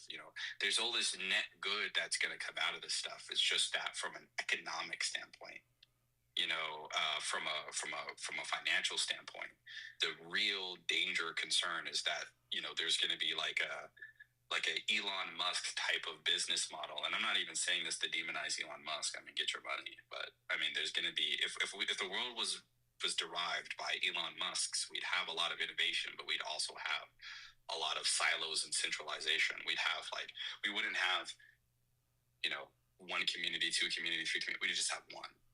We wouldn't have business one, business two, business. We just have one business. If everybody was a Jeff Bezos, the world would be a very weird place, because it's either, you're one of the few, or you're because you think about the wealth disparity between people that understand how to centralize and overtake a market versus the people who are just working a job to, pay their bills and live a normal life. When you're a Jeff Bezos, you're thinking about how you can shut down, all of the Walmarts in the United States. How you can shut down all the Newegg's in the United States. To take out those organizations and that they centralized. What happens when that happens is it can't possibly be good, for the worker. It can't possibly be good for the person who, is making $18 an hour, in the Midwest and trying to, just have a normal life, have fun with their friends. It can't possibly be a good thing. Because those guys are not thinking like, how can I protect Jimmy, John, Jacob and their, their initiatives, and they want to get a house. They want to have a car, and they're not thinking about that. So, I don't know. In my perspective, I see the good, I see the bad, and I feel like knowing human history, the bad's going to win. So I need to get all my money as fast as I can, and I need to dash. Make the run. It's like save as many people as you can, play your game, stay in your lane, and go all out, because it's an arms race. It's an AI arms talent race, and there will only be two companies. There will only be two employees, those with AI and those without. It's not going to democratize. It's literally going to shift the wealth gap even more. And so it's like, you need, for everyone on the call, it's like you guys need to align to take AI education seriously. Play with the tools.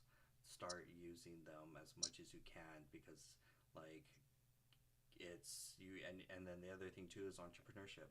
It's like you're gonna eventually have to build your own brand, your own business, your own product, your own because the 9 to 5 is going to crush more and more souls, and you're not going to be able to get out. And so it's like the race is on.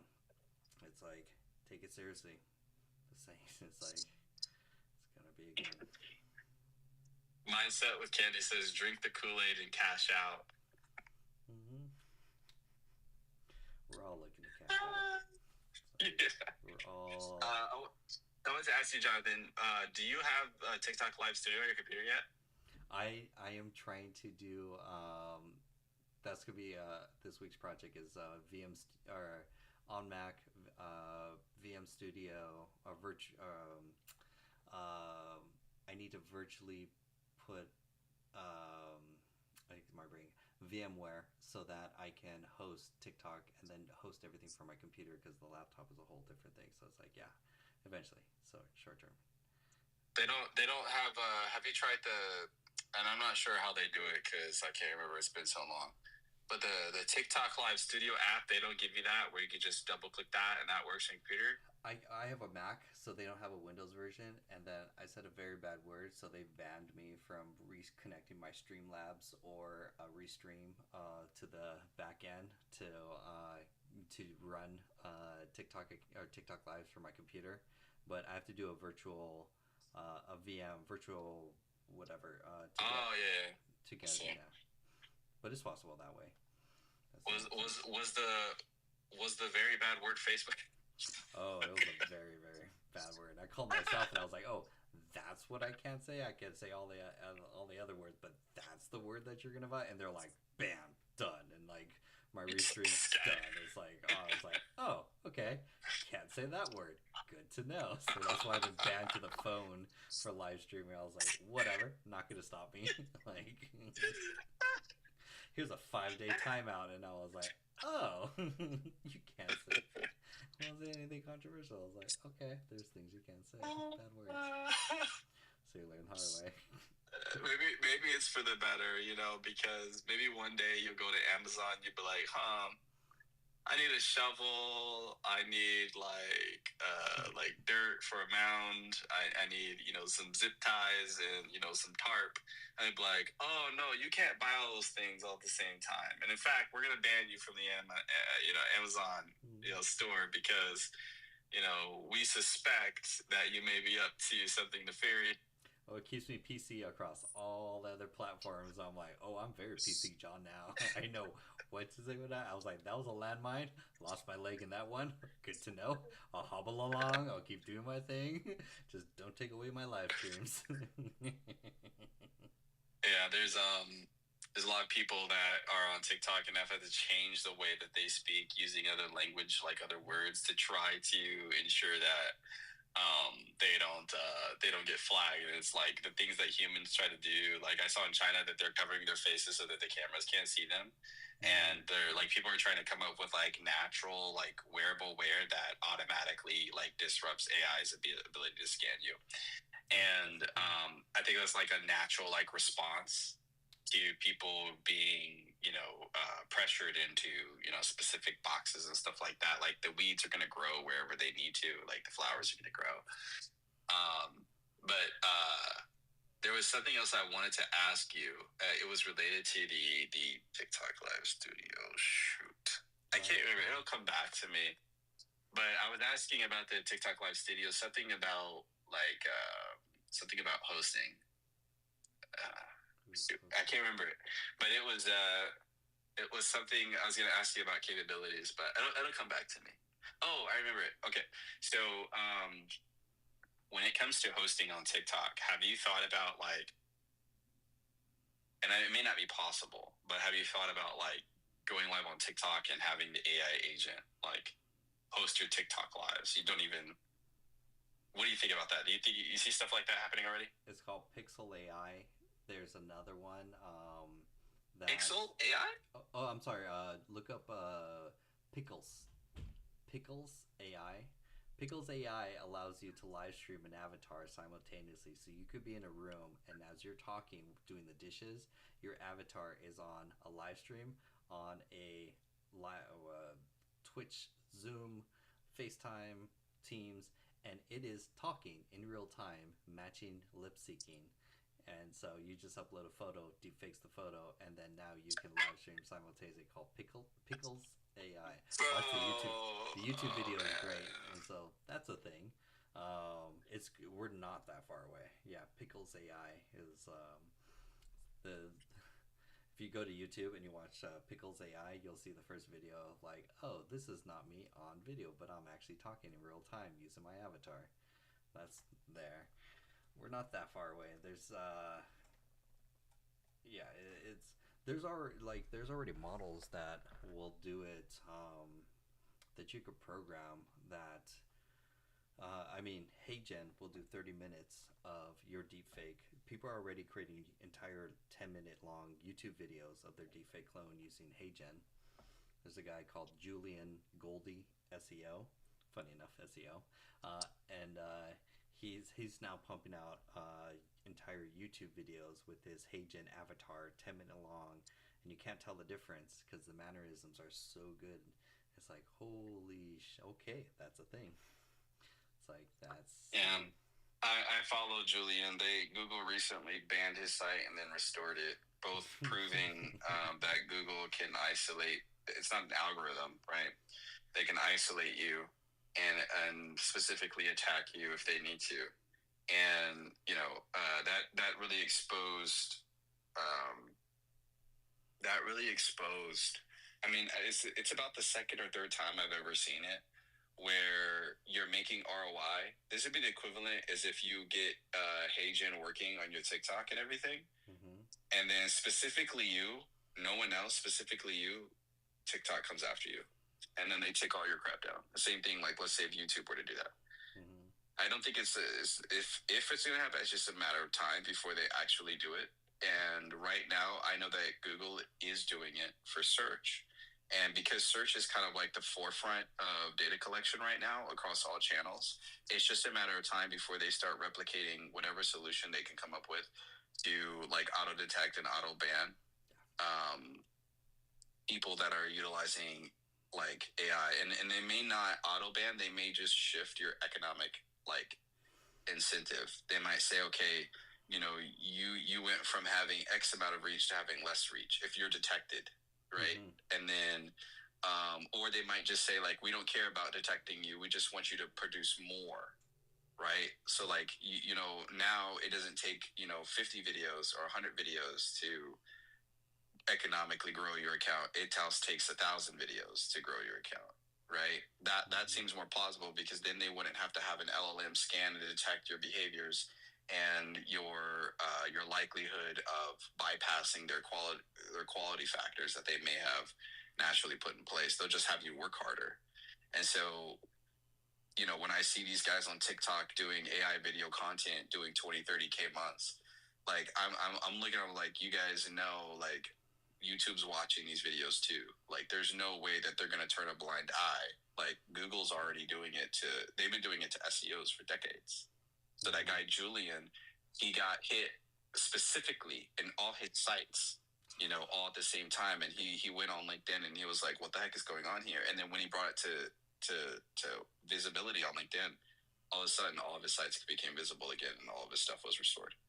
So, and that confirms because Google's getting sued because of antitrust laws, and the DOJ came out and was like questioning their engineers and their people on the stand, and their people confessed that Google is being updated and managed manually through NavBoost. They're not using AI algorithms to rank you on the search. They're literally going in there. They have a massive data table, and they're basically saying, Jonathan will appear here. like you know, you spend a lot of money on Google ads. We're gonna put you a little bit of the doubt. We like you, okay? You're gonna go. You speak our language. You, on the other hand, you're the bad guy. You go down. That is how it happens, and it's not an algorithm. It's a manual human execution. So you can probably imagine why the people at Google would have said, hey, when we're ranking people on the search engines, the reason why we're doing it, we're not going to use AI is because we're using manual. Why would they ever do that? It's the same reasons why Product Hunt. Have you ever looked into Product Hunt and the issues that they have with getting product features? Like if you build an AI application or something. No. So if you ever get a chance, go on Twitter and go read the Twitter threads of people talking about their experiences getting Product Hunt products promoted, right? And how much money they end up paying. It's very interesting to find out that it's a highly, controlled and not necessarily the best product type of experience. It's more like who's paying the most type of experience and who's, good friends with who particular experience. And anyways, this random rabbit hole, but the main point is that if Google, the best place you can get data collection is saying, hey, we manually approve someone to move up or someone to move down, and they're doing it probably at a brand level or an industry level. So right now, when you, let's just say right now we came up with a game plan to grow your community. Okay. The first thing I'd probably tell you is to probably get onto search, right? Get onto search and immediately convert that into like synergize your search and your email. I wouldn't even advise you to use any paid strategies. If I advise you to use any paid strategy, it'd probably be paid email. But search, and in the order of operations and this is the thing, go pull up whenever you get GA4 installed on your site, whatever you have your tracking analytics on, go put GA4 inside. And what you'll find over time, no matter how you go about it, organic traffic is going to be your most consistent data collection marketing channels. I mean, like you may be on TikTok for 50 hours, you may be on YouTube creating a lot of video content, but what will happen over time is that the majority, and especially as your organization grows and you start to see that you have like the ability to pay employees and stuff like that, you're going to find that organic search is going to outpace all of your paid search. It's going to outpace all of your video channel. It's going to outpace your email channel, and so on and so forth, because the cost of content production is very cheap and the audience is very large. And you can't beat that like on any other channel. Email doesn't have that for you. Video doesn't have it for you.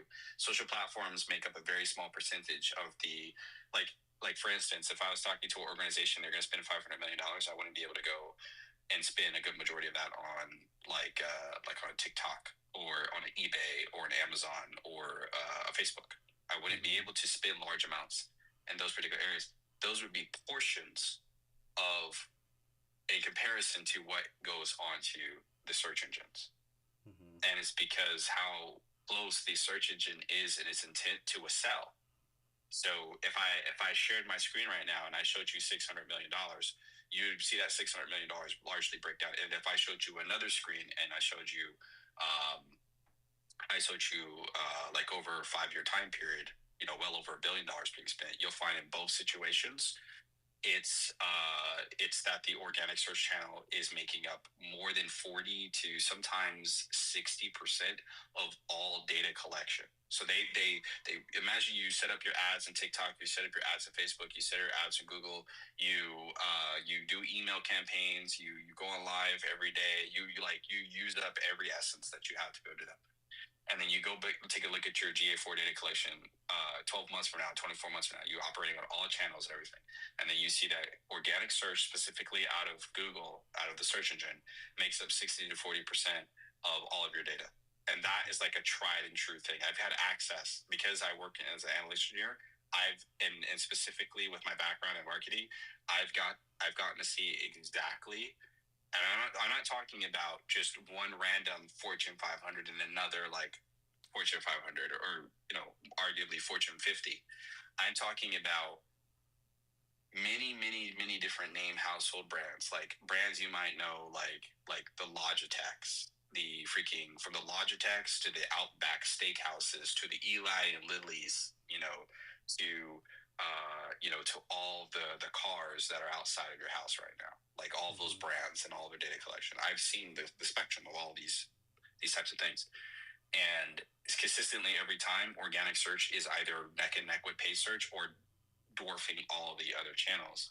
And this is when you have agencies behind you running, strategically paid ads on social media, running it on not just your social platforms, but like trying to synergize that with your emails and your follow-ups. What happens is that from a time to put the ad out there to a time to actually get the sale, the time frame is much shorter on Google search. So the reason why I'm bringing this up is because if we look at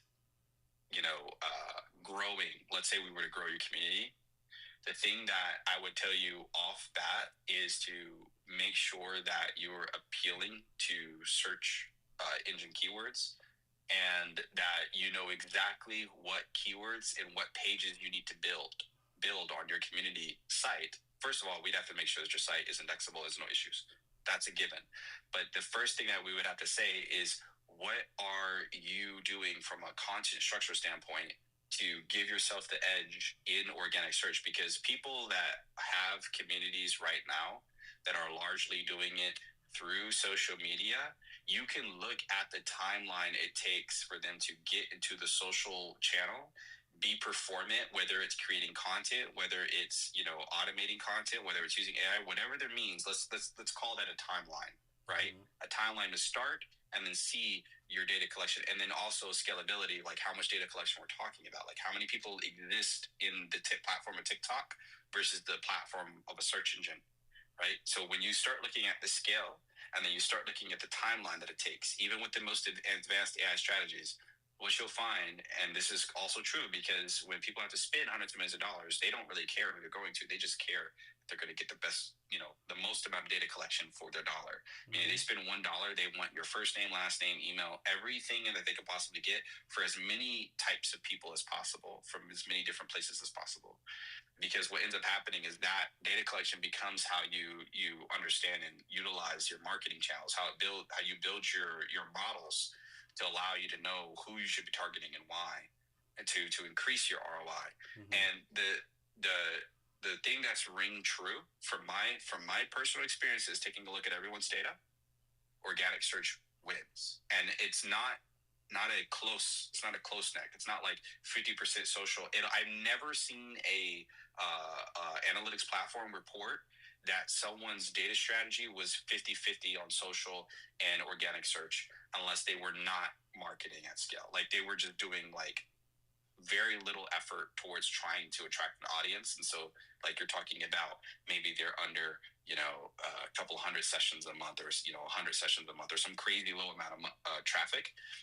Anytime you're talking about thousands of people, tens of thousands of people, hundreds of thousands of people, I've never ever seen anything beat organic search or paid search. And if they're not running paid search, organic search is always the top. And the one thing that these businesses always have in common is that they don't actually leverage organic search to try to make that traffic pool convert higher. So what happens is that when people go into SEO, they start talking about doing on-page SEO, making sure your H1s, making sure URLs, making sure on-page SEO is done. But what they don't actually go take a look at is what are the countries and who are the people that are giving up the most data collection in your keyword profile.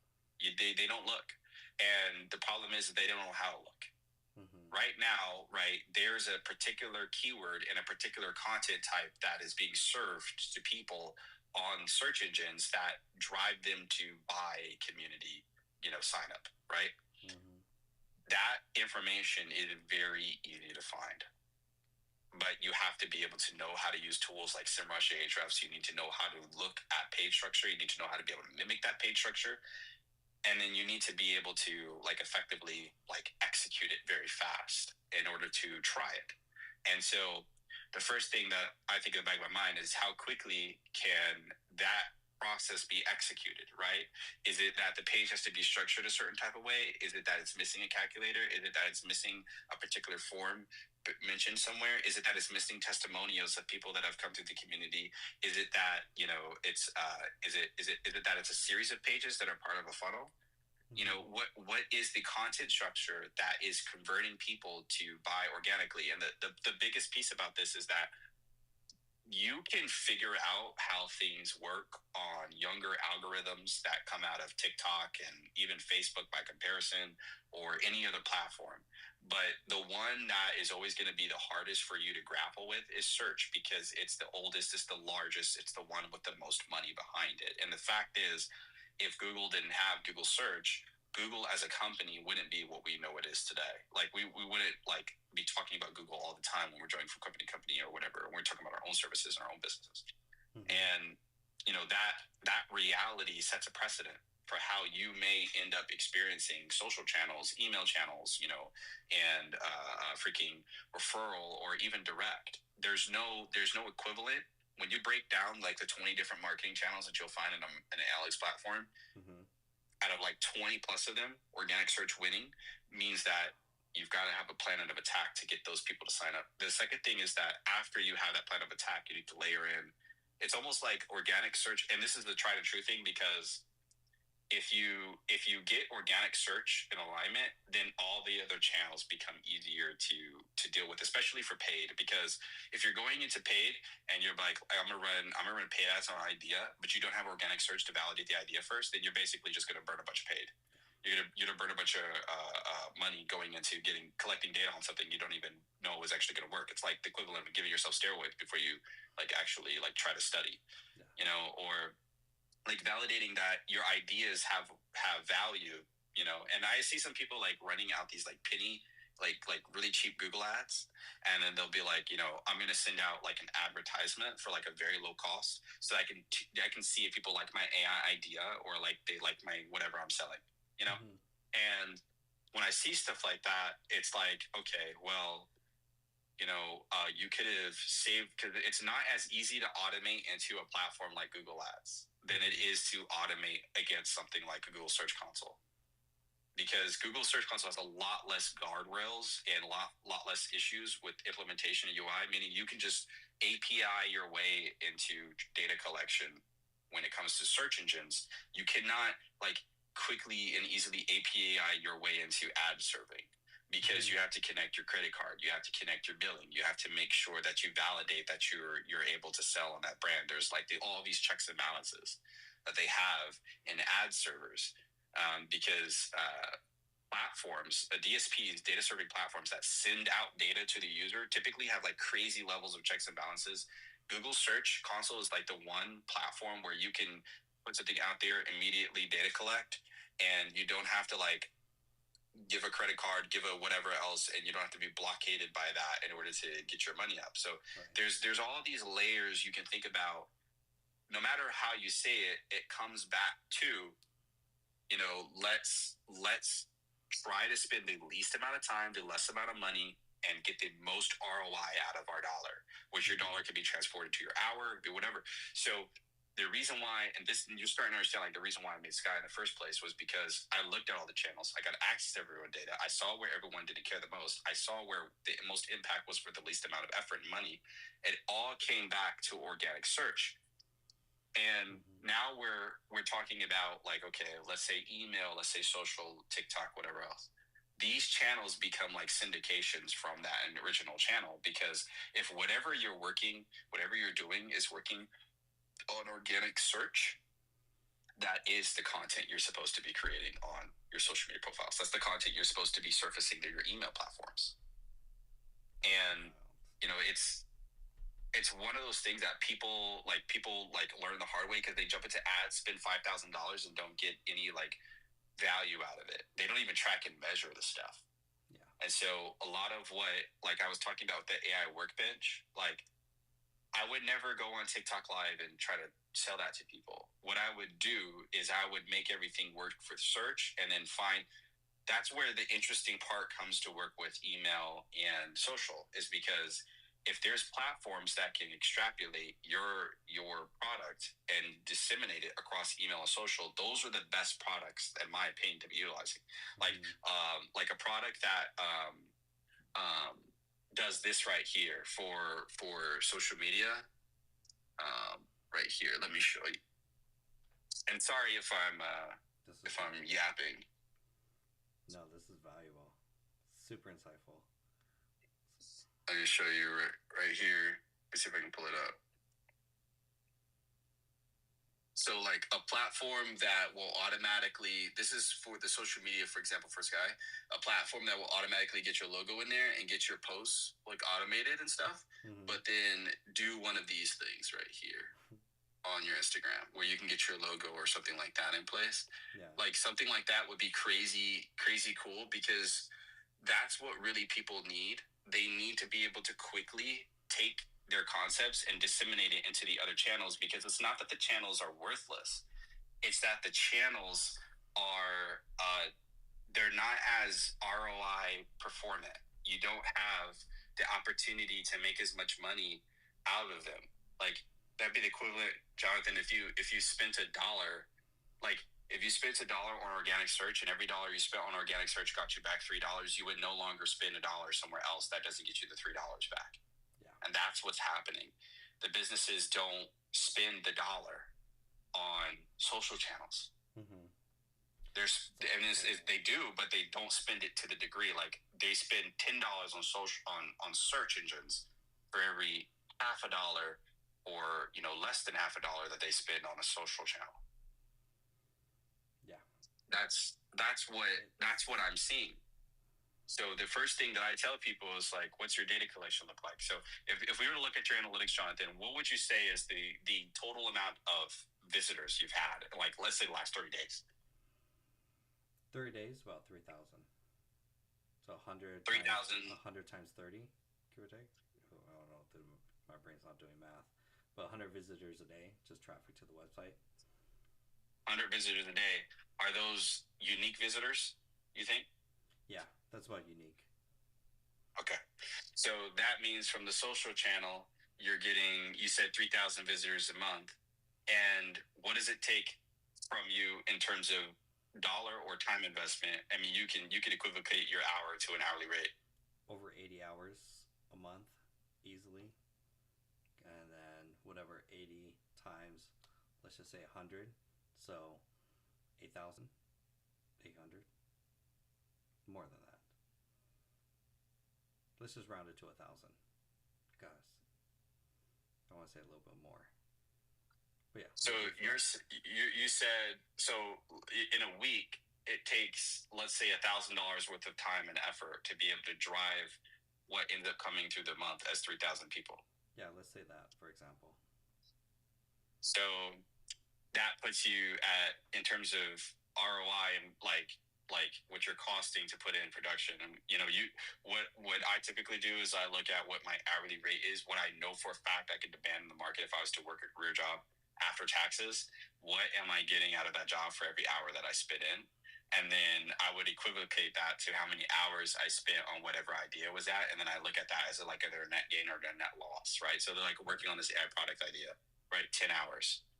You know, that crossed the threshold well over $1,000 or something like that. And so the main thing that I'm getting at, the reason why I'm asking this is because if you think about it that way, then the question is, from a value perspective, you've put crazy amounts of money into the particular channel. That already sounds like $4,000. I can tell you for $5,000, email cold automation right now, latest strategies on YouTube, can reach 100,000 people in 30 days.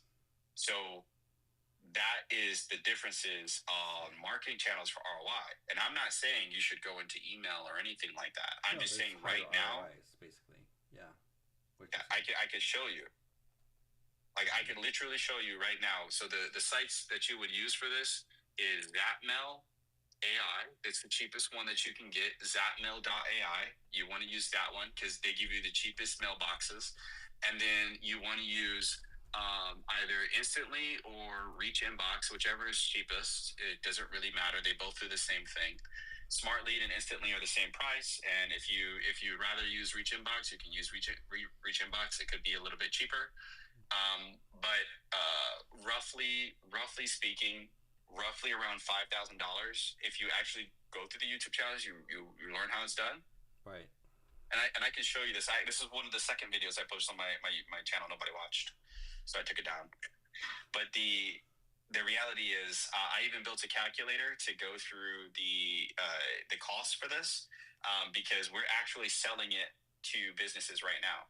We just sent out just in this month alone, we sent out 30,000 emails for like a couple $100 to net new businesses.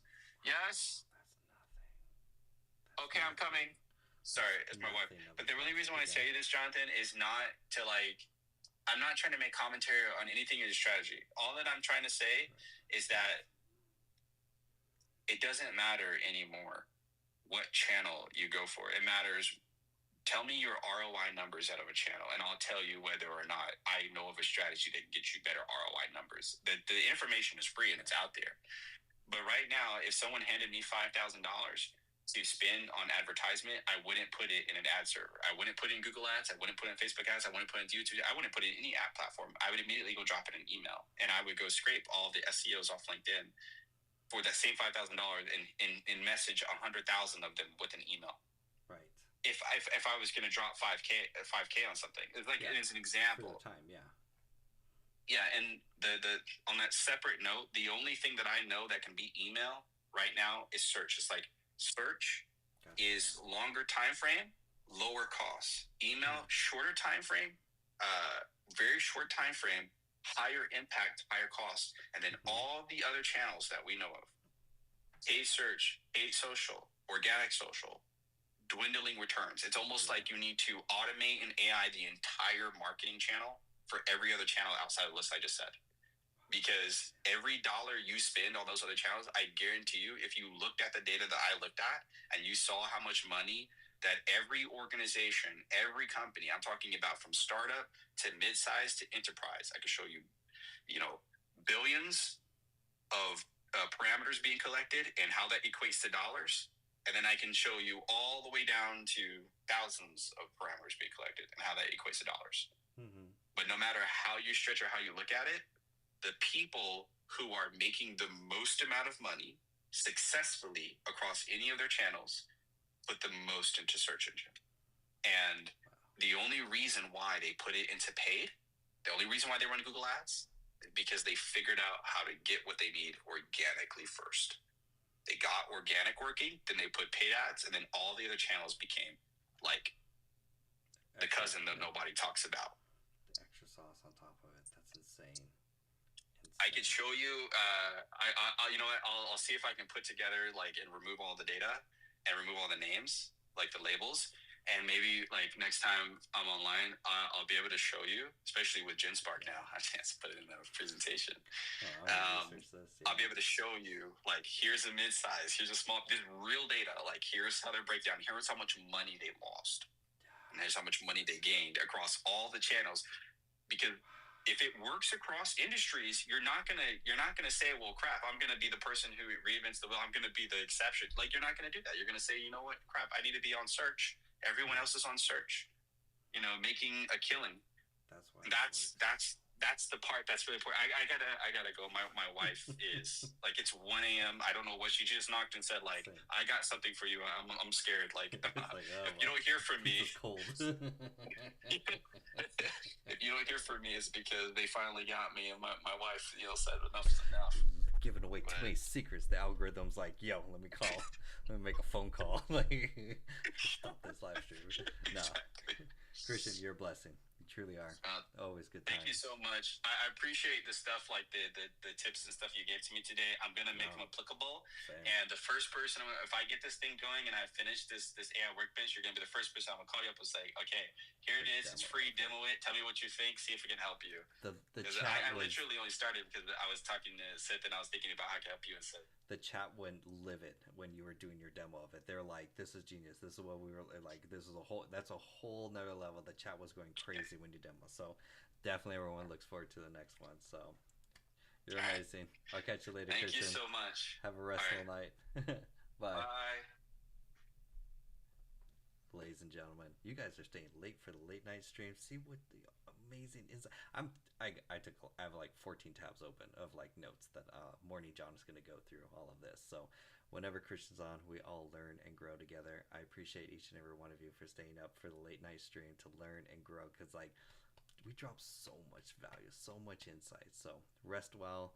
We'll recoup. We'll go through the notes of everything that Christian talked about. And for everyone in the AI community, the conversation will also be saved inside the AI community with notes